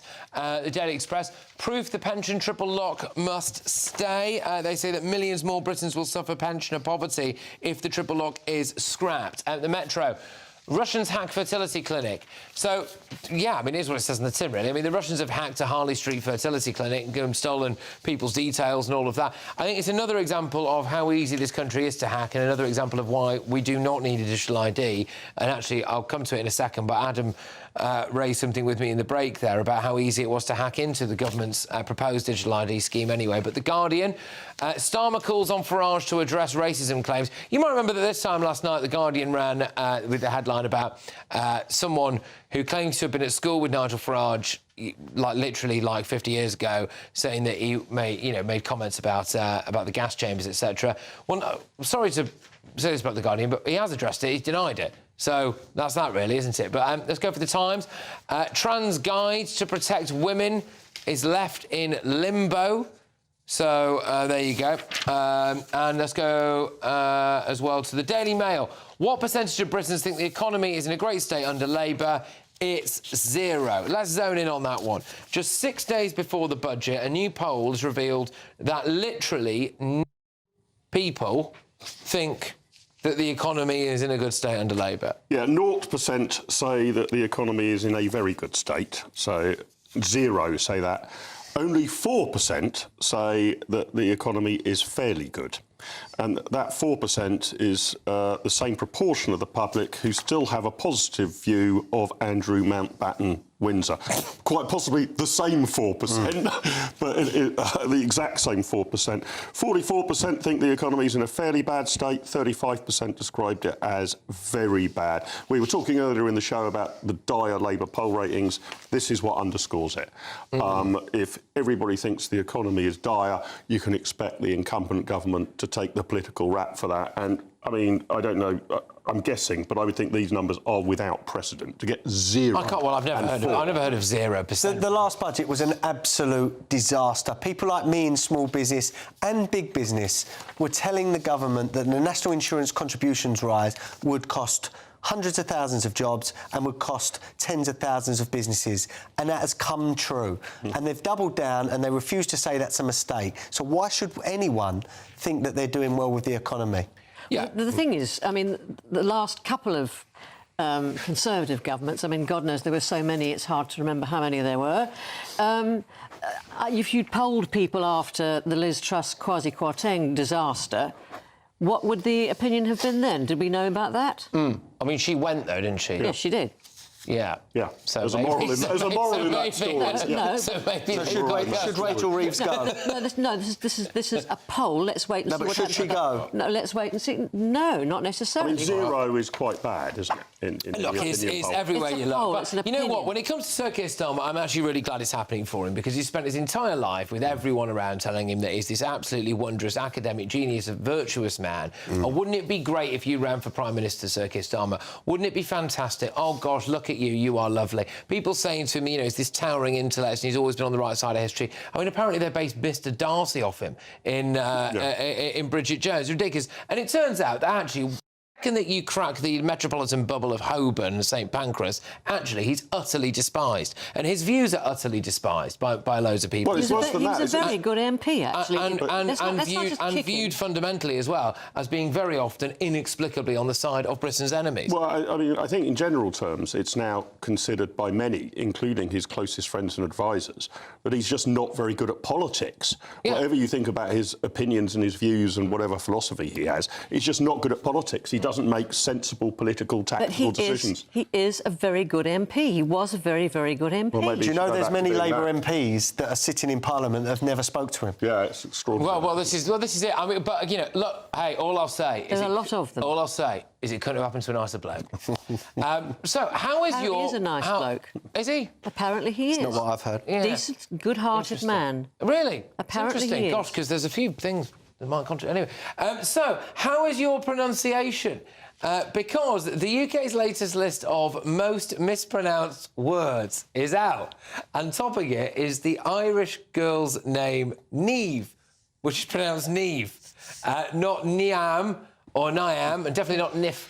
But experts at there's this site apparently called unscrambler.com. They've dug through Google Trends, analysing searches for how you pronounce certain words, so they can tell what the most easily mispronounced words are. So apparently one of them is croissant, right? Croissant. Which I've mispronounced. Yeah, you don't pronounce the No, T. we're in Britain, mate. It's like it's Kiev, not Kiev. I say croissant. Isn't it? What do you say? Croissant. Croissant. Well, I think you're right. But croissant. Yeah. No, don't say it like that. No, I say croissant. I wouldn't say it like that. I'd say it like a pot, do I? Yeah. Don't pronounce the T. Don't pronounce OK, what about Worcestershire sauce? Worcestershire, yeah. Worcester sauce. But you say Worcester, yeah. Americans say Worcestershire sauce. Worcestershire. Yeah. I was on the tube once and some guy was like, how do I get to Gloucester Road? You don't, mate. You don't. Apparently spaghetti. Yeah, why is that difficult? Is another word. But I don't understand that. But also, that's not an English word, is it? No, but it's... if it was written in English, it's pronounced phonetically. It's not like Niamh, right? It's S-P-A-G, spag... H-E-T-T-I, Etty. Spaghetti. Go on, Nina. Can I just say one that drives me mad? People say biopic instead of biopic when it comes to a film about somebody's real life. And if you just think about it, it's biographical picture. That's why it's biopic, not biopic. Can I say what I don't like as well? People who say espresso instead of espresso. I say espresso. Well, it's wrong. It's wrong. Mate. I don't care. But that's you should care, that's mate. how I speak. You should care. No, it's not how you speak, mate. It's not how it's spelled. If your English is Do you care about whether your English is accurate or not? And nuclear, not nuclear. Nuclear. What about people who go pacifically? Oh, I'm being really specific about this. As if it's about the ocean. It's specific. Yeah. Specific. Yeah. But there was You're one... looking absolutely devastated. Do you know what? I've spent the viewers' night, because they tell me on X, Nina normally corrects everything I say, so I'm used to this, do you know what I mean? But there's one that's difficult on there. Schedule or schedule? Schedule. Schedule. Schedule is the English pronunciation. Well, I say schedule is the American. Well, I say schedule. Yeah, but look, you know what, mate? Don't change. I don't care. Yeah, there we go. Right, OK. Coming up, all of tomorrow's newspaper front pages. And also we're going to be going to Ben Leo, who has been on an immigration raid in Florida, which is the stuff that dreams are made of. But also, of course, there is time for you to be part of my live audience show on a Friday. Can we skip that? Because we've got enough time and everyone knows it happens. So when I come back, we'll just do more newspaper front pages and an immigration raid in Florida.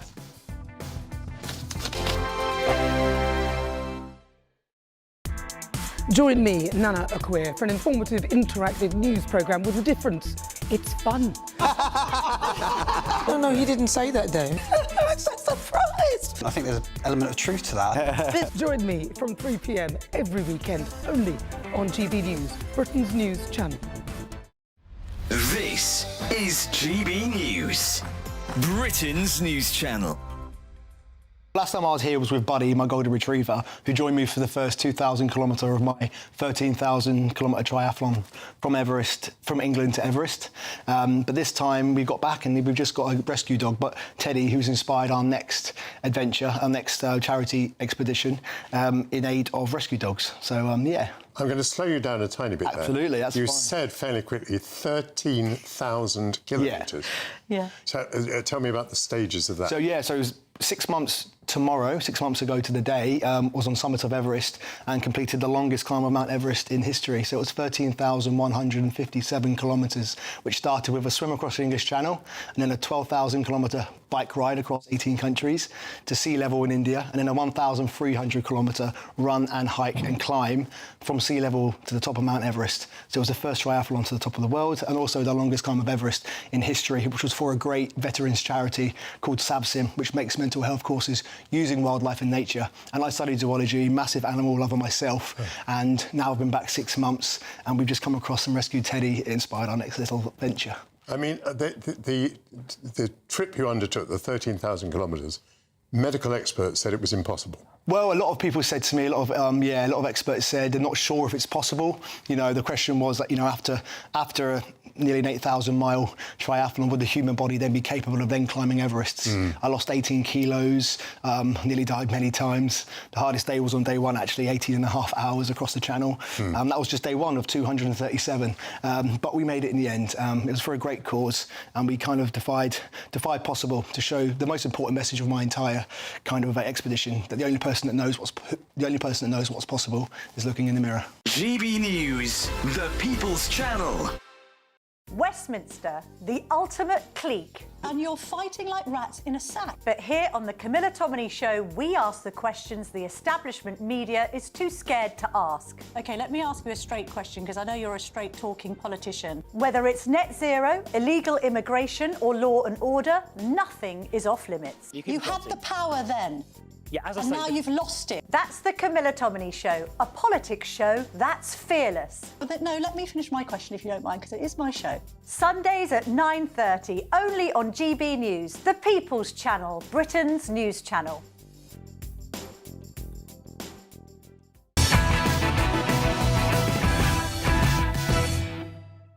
Welcome back. Let's round you off with tomorrow's newspaper front pages. The Sun, ship hits the fan. Love it. Vlad boat hits RAF with lasers. War crime, Britain, a POW outrage. Well, it's a Brit who's being charged with war crimes for what he did in Ukraine, apparently. The Daily Telegraph, cash for land deal to end the war in Ukraine. So this is apparently what President Trump and Vladimir Putin are trying to work on. There's also a good story here on the side. I mean, obviously good for illegal migrants, not for us, but nearly 500 migrants a day are signing on to benefit. Fantastic. Yay. Well done, everybody. The Eye, 10% council tax hike for millions to transfer money to the North and the Midlands. Well, that's brilliant. So I've just left the North and come down to the South. Well done, Patrick. And now I'm going to pay more money to send back up North again. OK. It's your duty. That's my duty, yeah. Might need an espresso to get through that. Espresso. There you go. The Mirror, we see you, we're ready. This is the quote from our Defence Sec to Putin. Right, now, I'm actually going to do something a little bit different, because there is a GB News exclusive coming, and it's the Late Show Live's Ben Leo. Now, he's been on an immigration raid this morning, not just by himself. No, he went along with immigration and customs enforcement officials in Florida, where he witnessed a number of arrests. He's got the full stuff on his show later tonight, but I've got a little clip for you of it. So I reckon it's been quite a successful morning here in southwest Florida. We haven't got the main target, who was a Guatemalan guy accused of international cocaine smuggling, but they pulled over 2 vehicles in 2 separate stops, and they got 6 illegal migrants out of the country, so they weren't the main priority. One guy here being loaded into the car. So the search goes on for the international cocaine smuggler, but yes, as I said, 6 illegal migrants rounded up, alleged illegal migrants. They did AI facial recognition checks, and it's pretty much confirmed they shouldn't be in the country. They'll be detained, they'll be processed, they'll be kicked out. The thing with this is they do that every day in America, don't they? And here we've got 500 migrants a day sign on to benefits. Yeah, we could do with a bit better enforcement. That's because they want to. We have a leadership that does not want to reduce the numbers. That's the difference. You say that, but that actually makes my blood run cold seeing those ice They're in there raids. illegally. They may or may not. Do they say AI facial recognition? We don't know how. But if they're there illegally, should they not be deported? But you don't know if they're. If they are, if they are illegal. But there are some people who've been in the country for many, many years who have lives and families who are paying taxes, and families are being torn apart. People are being being jailed So illegally, what do you think deported we should illegally. do, Nina, to get Yes, to try and pick you up don't the 1 need, million but you who are shouldn't not? do SWAT teams. You don't do. Well, what do we do to find the 1 million illegal Write them a people letter? here? No, you use the forces that you've got, or you expand the forces you've got. But that is really awful. I don't know. Those ICE guys massively masked up, anonymous. You know, that's because the real target was an international cocaine dealer. So if he's the kind of person who might, if he knew what your face looked like, He might have a loving family. Why can't the police go after him? Why don't the normal cops go after him? That's what the cops do here, don't they? I mean, look, I personally, the Daily Telegraph go for 1.27 million. That's the total number of migrants claiming universal credit last month. I would be bang in favour of those people getting a knock on the door and saying, why aren't you working? And if you don't work, then go. I would be... What about the million young people who are on benefits here who are not working? You want to deport them as well? I have never understood why someone doesn't just go immigration enforcement with a van and just drive to every single car wash in the country, right, and either watch them scatter or just check. Just start by checking every single car wash. Well, they did that with the vape shops last week. Yeah, well, they need to do more because they're still all here, aren't they? Why is it only racist to deport people from this country? I think Pakistan or Afghan, one of them deported 600,000 of the other nationality. Why are they not called racist? They are called racist. Why are we racist for wanting secure borders in this country? Nobody's saying you're racist to want secure borders. I want secure borders. I don't want open borders. I want it fair. Sorry, I think I've been told that we need to move on. I will be with you for the next hour for the papers, so stay tuned. Warm and cosy, with a chance of zero visibility. Boxed Boilers sponsors the weather on GB News. Good evening. It's time for your Met Office weather update for GB News. Now, even if you aren't seeing the snow at the moment, it's staying cold for many of us as we go overnight and into tomorrow. Harsh frost in quite a few places, all because we have Arctic air plunging its way down from the north, leading to temperatures being several degrees below average for the time of year. That northerly wind's also bringing a fair few showers, mainly across northern Scotland, but also down the eastern side of the UK and some western parts, Northern Ireland, Wales, southwest England, seeing some showers. And particularly towards the north, these are going to be readily falling as snow as we go overnight. Otherwise, many places are actually staying quite dry inland. Clear skies allowing temperatures to drop, so frost for many of us, harsh across some parts of Scotland, could get close to negative double figures perhaps. Through the morning, it is going to be a wintry mix across the northern half of Scotland, similar to what we've seen through today really. Snow continuing to build up here, and there could be some icy patches as well. Drier across central southern Scotland, more showers piling in across Northern Ireland, and these will be falling as a mixture of